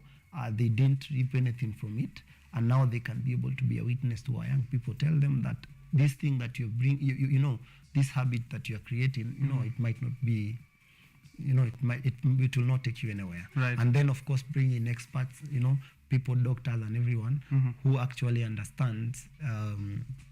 What exactly this thing that you're introducing yourself. People think it's fun, but at the end of the day, you'll have ruined yourself, you'll have ruined your future and everything. At that, your initial stages, mtu anavuta ya kwanza ya pili, we try as much as possible to protect those who have not started, and of course trying to also help those who have started. And it's something that we are bringing forward to the county government now that we've got new leaders. Let us see how we can, have rehabilitation center at a very, not so much expensive. Yeah, because it's quite pricey. It's quite expensive. And bearing in mind where we are coming from and the people who are affected is not the people who are at the top. Yeah. Basically, it's the people at the bottom. So probably let's try how the government can come in. There are people who are willing to change, but of course this thing is gradual. There's a conversation that's happening behind the scenes as we're having this conversation. My team is also having another conversation on education. And we might find a situation where there's someone who's been through it. I know we've mentioned that case of someone who's been filtered out and didn't get into university, right? And they think their life is done. They get into vices, laziness, idleness, drug abuse. But there's also people who've been through university and then after they've not gotten jobs. And we've just had this discussion with another guest here and I introduced it.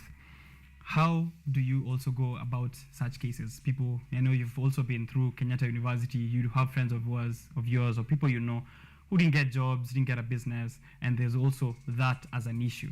They feel like they went through the system really well, but now they do not have an opportunity to get jobs. What are some of the opportunities and avenues you feel like they can plug themselves into and that you've seen in the time that you're leading youngsters? Yeah, one thing I always say, and in fact it's my WhatsApp status, I never stop learning because I believe it's a continuous, it's something that you really need to continue. With every time, and this one, take it to, I don't know which bank you want to take it to, but you want to take it to Central Bank, take it to the bank, okay? Every time we have events, as youngsters, Pioneers Kenya, we've always partnered with Gatondo Technical College. It is a new college that has begun by the government. We have a very good rapport with the leadership there. Ideally, the whole idea is to bring them, come tell our people, the young people, yes, you got a D, but you can do something from certificate level. Because yes, it's okay, you're saying, yeah, people do not have jobs. That's true. But now, yeah, there are people who've gone to school and yet struggling. But now we are trying to see how can we shift our mentality to, seeing what can you be able to do with your hands. I know it's a conversation that we've had even in the parliament. And, people asking, you're telling us to have self-employment. We give you the employment. It has been, that discussion is neither here nor there. But ideally, there are people also, yeah, we've given people job in parliament, that's true. And on the other side, there are people, yes, doing well in even the skillful job, in the technical, plumbers, they're doing well. Masons, they're doing well.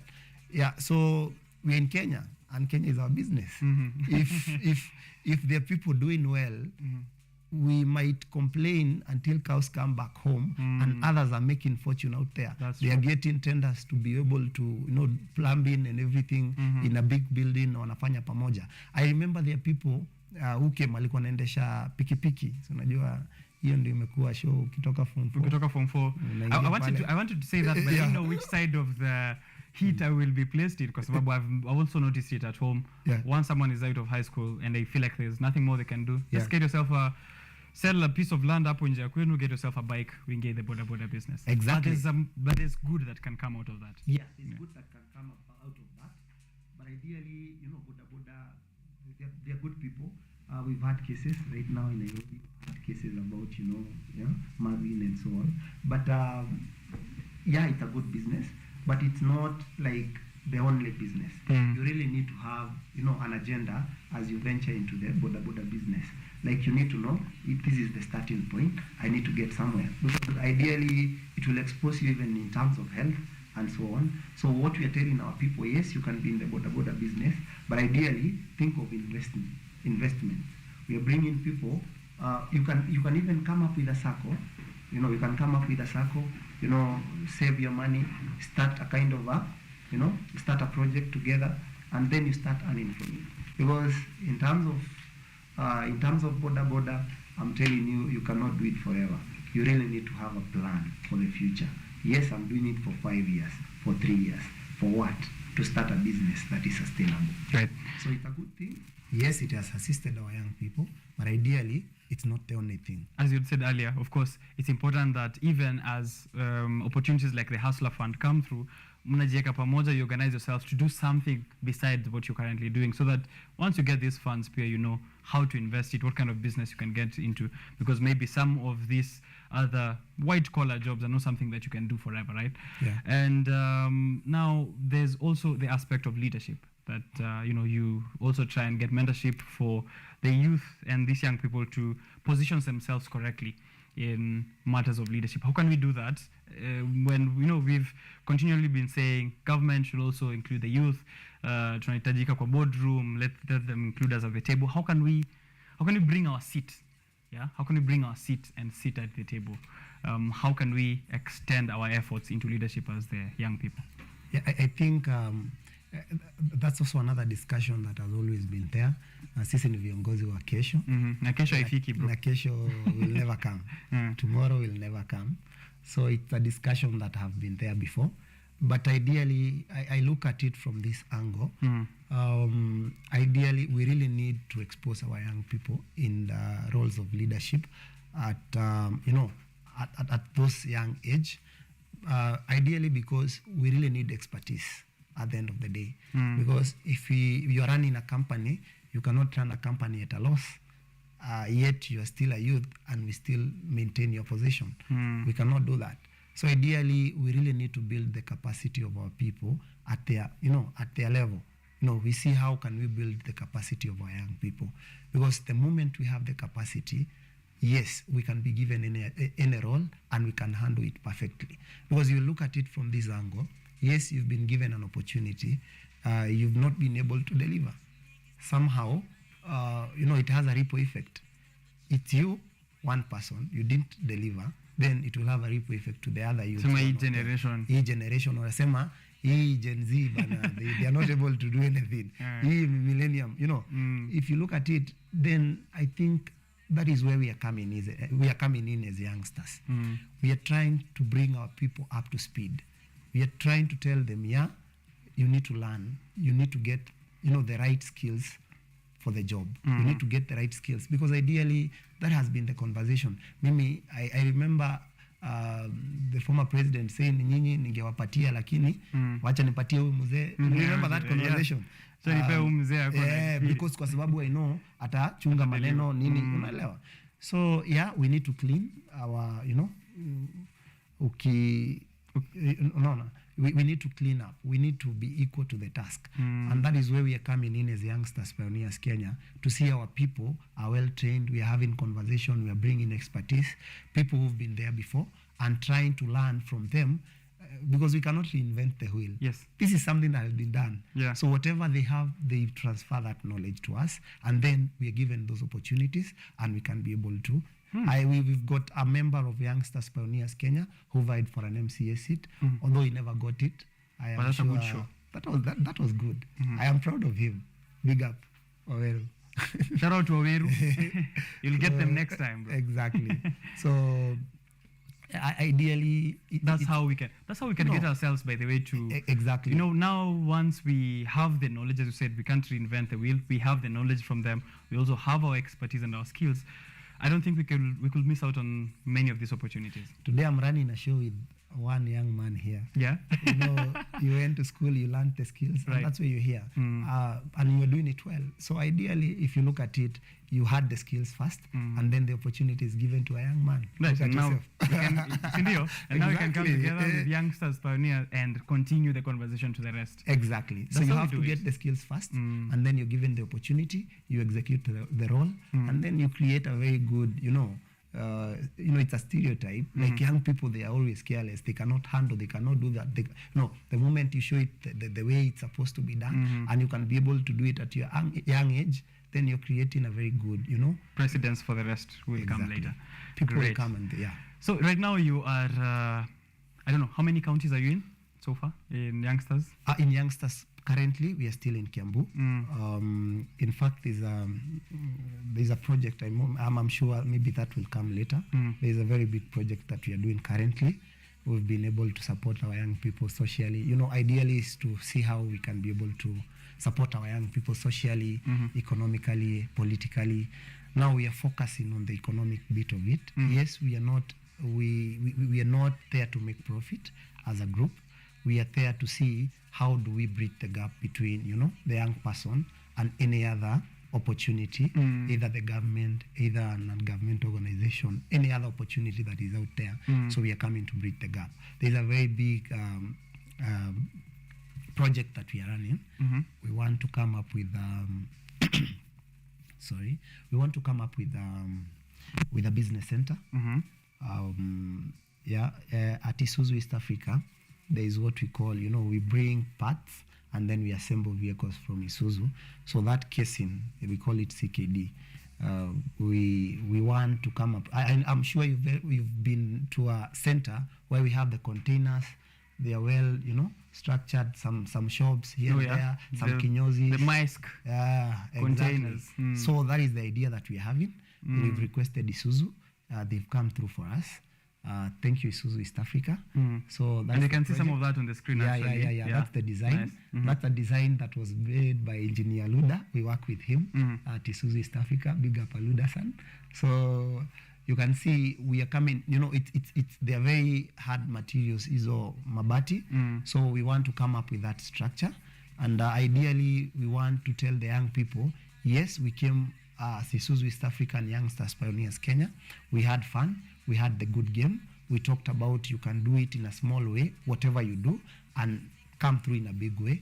So you can do the salon. It's not a must. You can do the supu. When you go to our place, there is base, we call it Mutura base. Iyo base. We call it Mutura base. Anytime I get home, I have Mutura kafirifiri mbali. Mutura na kafirifiri kidogo. Lakini unfortunately, the guy who handles that kakona alikuwa university, alafu sijui I don't know what happened, akakatalia huko third year. So sijui kama niseme hiyo supu inakuwa imegraduate. But it's something that you can really enjoy. I hope you'll come to Kiamwangi when we have an event. That's actually a really good joke. I don't know why you want. I don't know why. So yes, I'll come try it. Yeah, you can come try graduate. So I'm telling you. So and he's doing well. Yeah. So in a small way, but in a small way, in a big way. Yeah. So because when you go there, he has maintained cleanliness. So when you go there, huna ile uoga inaweza kimbia baadaye. So salon, we want to start a car wash. Part of the design is to have a car wash. Also, this is where the business center is going to be. So we've partnered with the county government. County government to give us a place to put up the structure, and then the young people will be operating from there. Nice. So if you want a place, you get, but you have to go through a Youngsters Pioneers Kenya. Okay. So it's Isuzu East Africa supporting us, and it's something that we also calling upon other sponsors to come through, just to see how we can be able to assist our young people. There are people with great business mind. Ukienda kwetu, there's so much piki. So if someone got a stall and started selling spare parts from motorbike spare parts, they're making a killing. And then we get 3 people who can be able to train on how they can become mechanics to deal with the, those are those hands-on skills that you're saying people should be getting. Motorbikes are there, the spare parts are there. Then we get people who can be able to repair. Mtu hawezi lala njaa. That's it. So and it's an engineer, because the engine working principle, everything is the same. Yeah. And now maybe in future we are going to see how we're going to start something to do with starting a garage from Isuzu East Africa, from just the same place, employing other people here and there, getting parts from there at a good price, and seeing the future of our young people from That's Kiamwangi. really nice. And this is something that is going to grow. We want to start projects not only in Kiamwangi but across the country. But charity begins at home. Kabisa. Exactly. I'm glad that you've already started that. Yeah, many people. Starting is a very difficult part of this journey, and I'm glad that you've already you're already on your way there. People who want to join now, Youngster Pioneers, and maybe want to reach out, want to be part of the group in one way or another, maybe wako Kiambu. Kama kuna vile wale wenye wako outside of Kiambu wanaweza join, pia unaweza tuambia. This is the chance for you to do a call to action. Oh, thank you, my people. Youngsters Pioneers Kenya is for the young people, but young at soul. It's not a must for you to be young in, kwa ID. If you want to join us, you can, Facebook, Youngsters Pioneers Kenya, Twitter, Youngsters Pioneers Kenya. You can even, I can give a number. Sure.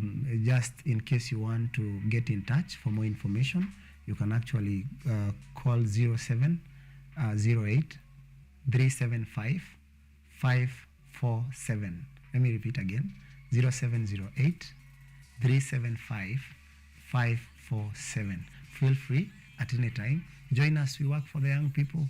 We see how we can be able to bring ideas on the table, because ideas, we convert them. We convert the ideas just to see if you have an idea. We, like I said, my biggest motivation is that you never stop learning. and it's only a fool who knows everything. So bring ideas on the table. We see how we can be able to implement them, and we see how we can be able to convert the lives of our young people to, attach them to better opportunities out there. Superb. So, yeah. Caroline Waithera, Asama, keep up, my mentor. You got this, and continue changing lives. We are proud of you. There are people who are proud of you out there, bro. Oh, Caro, must be a lucky man. Thank you. Yes. Caro started another, she's a good friend of mine. She started Brighter Society. She had a very good event, and we went there. It was about mental health. Because where I come from, it is very unfortunate. There's a guy who committed suicide, and it pained me a lot, because you could see the guy is okay, but the next minute you hear he's gone. So people are struggling out there, right? Silently. So it's good. It's a good thing, Caro. Good job. So right. Continue doing it. Shout out, Caro, and thank you for tuning into this show as well. I am happy that you are part of this conversation. That has been a very great discussion on how the youth can plug themselves into various opportunities around them, from to pale mtaani unaangalia tu around, unajua what can I do, hands on nipate kakitu. And Stephen Kibe is doing that and much more as the founder and chairman of the Youngsters Pioneer Kenya in Kiambu, and also, of course, hopefully moving on to other counties across the region. So we are hoping that if you've had this conversation, una reach out to them, alafu mnaweza kusaidiana if you're someone who wants to plug in and contribute and also offer mentorship or financial support. Please make sure you do that. And social media channels, Ziko. Websites, we're in the physical location. Yeah, you can give all of that. Yeah. So just like I said, it's Youngsters Pioneers Kenya across. If you search, you can get us through social media platforms. You can also be able to, I give my personal number. You can be able to reach out so that we can see how we can work together. And again, something that I must not forget is that there are people out there willing to work with young people. Yeah, we might not have been there since a long time ago, but we've done something so far. Come through, we see how we can be able to partner and see how we can be able to support our young people. Because the biggest challenge, sometimes you've got a very good idea, but now when it comes to implementation is now where the rubber meets the road. So, but now if we can be able to get people of goodwill come through, see how we can be able to partner and see how we can be able to assist our young people, the better. You're welcome. Feel much welcome. We shall be able to do it together. All right. Yeah. Shall we do it together? Shukran, bro. Thank you. Great conversation. Should I shout to my good friends? Shout out all of them. My biggest support system, Youngsters Pioneers Kenya. I will not forget Bwana Kanga. There's Kanga. By the way, when I told you we sat together, the first guy I sat with is John Mogo. He's a graduate from Jomo Kenyatta University. So shout out to Kanga. We're doing a good job. He's the SecGen. He's the spokesman of this Youngsters Pioneers Kenya. I hope to meet him someday. Exactly. I want to shout out to Diana. She has been of great support. I want to shout out to Massive, Akina Khan. We've got a very good artist from our group. You know where I come from. The current MP, allow me to say that, the current MP, looked around and was requesting for someone to do a song for him.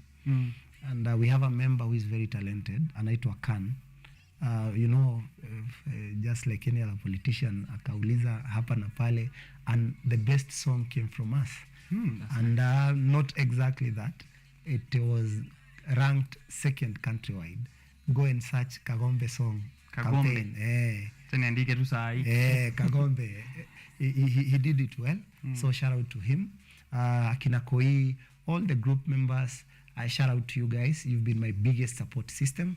I know we are going to go far, and we just began. Now the future is luminous. Right. Yeah. Future is luminous, and so is Biashara Tuesday. If you've been tuning in from 7 a.m., it's been all illuminating conversations. Kama miss out, we'll be uploading this on YouTube, KUTV Kenya, so you can check it out.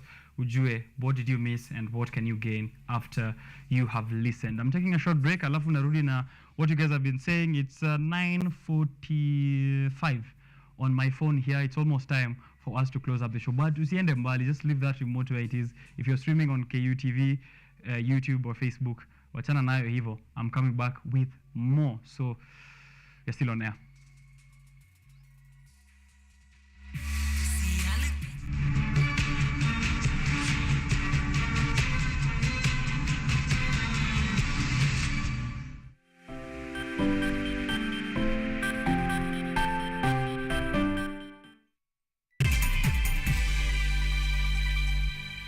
Kenyatta University will hold its 52nd graduation ceremony on Friday, 16th December 2022 at the main campus along the Thika Superhighway. KUTV will provide live coverage of the graduation ceremony from 8 a.m. The graduation ceremony will also be streamed live on KUTV and KU website, Lola app, and all KU social media platforms. For more information, please contact the Office of the Registrar Academic on 020-870-3092 or 0786335111 or visit the KU website at www.ku.ac.ke.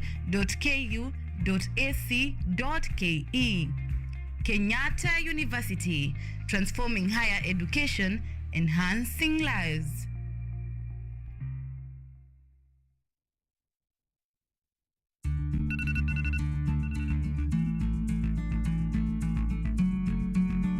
Why are you taking medicine? Are you okay? Yes, I am. The tablet is for HIV prevention. Pre-exposure prophylaxis, PrEP, refers to antiretroviral drugs taken daily by HIV-negative people who are at ongoing risk of HIV infection to reduce their chances of becoming infected. If used consistently, PrEP can reduce the risk of HIV infection by over 90%. However, because it does not protect against unplanned pregnancy, it should always be used with a family planning method. To get PrEP and any other HIV prevention method, visit a healthcare provider. To talk to someone on PrEP, uliza NASCOP at 0800-724-848 or use direct line 0726-460-000 or 1190. This message is brought to you by the National Syndemic Disease Control Council.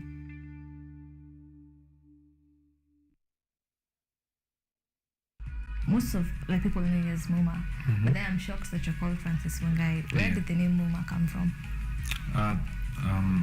The person I started the company with, she was called Maureen Namungai. So yeah, this officer arrests me, and then it's like when you go to the central, ako mimi hata nilikuwa na piga stana akiwa uchi, nilipata akitoa nguo.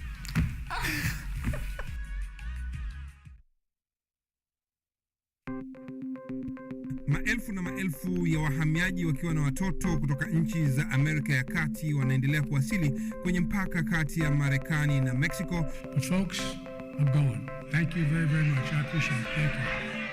Ni habari kutoka pembe zote duniani.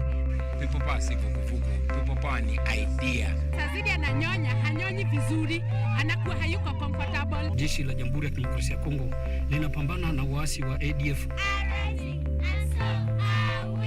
Kwa sasa wanatoa wito kwa mashirika, makampuni na vile vituo vya uchukuzi. Mambo mengi yatakwenda kama yalivyopangwa. Hapa ni kuna mmoja wa viongozi wa chama cha wavuvi katika eneo hili. Zaidi tunajaribu kuwapa chanjo ili ina boost ama inanyanyua kinga ya mwili, ndio inaenda kupelekea kupambana na virusi. Ni Duniani Leo, Jumatatu mpaka Ijumaa, moja kwa moja kutoka VOA Swahili, Washington DC.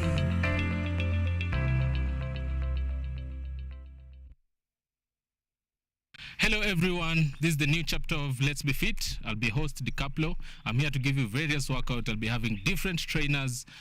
We'll have Zumba classes, we'll have aerobics classes, we'll have box exercise, we'll have kata box, just name them.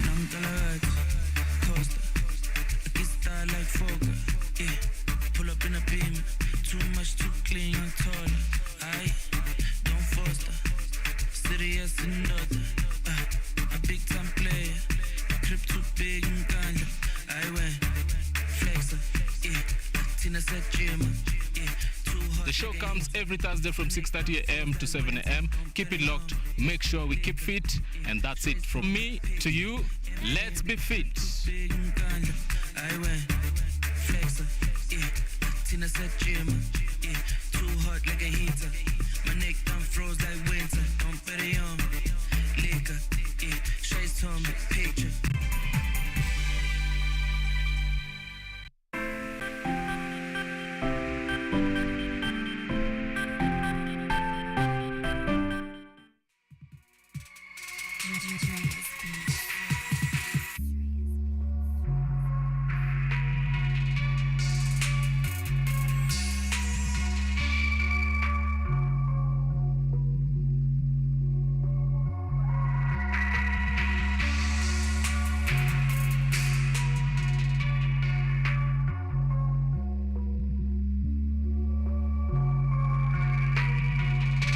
Right. Biashara Tuesday is here with us. Nimefurahia sana that you guys have actually been able to tune in to the show all the way through. Naona hapa mtu anasema continue doing the good job kiongozi. Hope mimi ndio kiongozi. But asante sana for that comment, whoever you are, for sending it through. Much is happening in the world. We've discussed a lot of business, a lot of empowerment, youth opportunities that you can grab. We discussed an opportunity for apprenticeship with the International School of Advertising. They're doing a campus tour in very many campuses, but they're starting with the University of Nairobi. Catch them tomorrow, whole day, University of Nairobi Towers, iko hapo hivyo town. You can miss it on University Way. Ingia pale, get yourself a chance to get a scholarship, but also to know how to join the International School of Advertising, which gives you an assured attachment opportunity with brands they're working with, and also an assured job at the end of the 6-month training. That's what they're saying. And Faith Murungu, the coordinator in matters of business, was here to give me that conversation. Earlier, I was sitting with another Faith who also gave me a conversation, very in-depth, on 16 days of activism, which has already kick-started as of the 26th of November. We'll be going all the way to early December, 16 days into. And of course, my message once more, please, let's end gender-based violence. And if you're a victim, or you feel like you're at risk of being a victim, reach out to the relevant authorities, law enforcement agencies, community-based organizations, but also there are rescue organizations that you can search, including the Gender-Based Violence Rescue organization at Karen that they're working with. So Respect is also one of them, Respect with a K.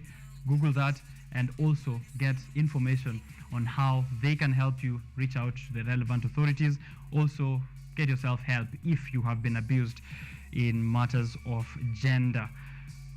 Other things that we have just discussed here are on mentorship, leadership, economic empowerment, social empowerment of the youth, and it's happening in Kiambu, courtesy of Youngsters Pioneer, and the chairman or the founder was here as well to give us some of the areas they're focusing on. What have they been able to do? What will they be doing into the future? What will they be doing? Leo nachanganya sana. What will they be doing? What will they be doing into the future? That's what they're doing. Youngsters Pioneer, Google them. You'll get the information. They have been doing amazing projects, also collaborating with the Suzu East Africa to ensure that wanaleta all the important equipment at affordable, at affordable rates, and also to help people get hands-on skills. So, hiyo yote mambo ya biashara tu tunadiscuss hapa kila Tuesday. If you missed out, I don't know what you are doing, but check out the conversations on YouTube, KUTV Kenya, and make sure you're tuning in next week on Tuesday. World Cup inaendelea. Brazil won. Ghana have a star in their flag, and that's exactly what they made South Korea see. They saw stars, and after that victory, we're hoping that, of course, African teams will be able to represent us better, even as the tournament goes on. And then, Kwana World Cup, have yourself some fun. Continue tuning into the rest of KUTV Kenya's broadcasting. Remember, we also do other shows apart from Biashara Tuesday on Wednesday. Tomorrow, you will have Nina Gikunda. And on Thursday, you'll have Throwback Thursday with Ojwang Mariam. Friday, Emperor Sheikha. I was with Emperor Sheikha yesterday at a very important launch, and now we'll be talking to you about it, of a Kenyan movie that you'll be checking out called Mpakani. So that was interesting to see.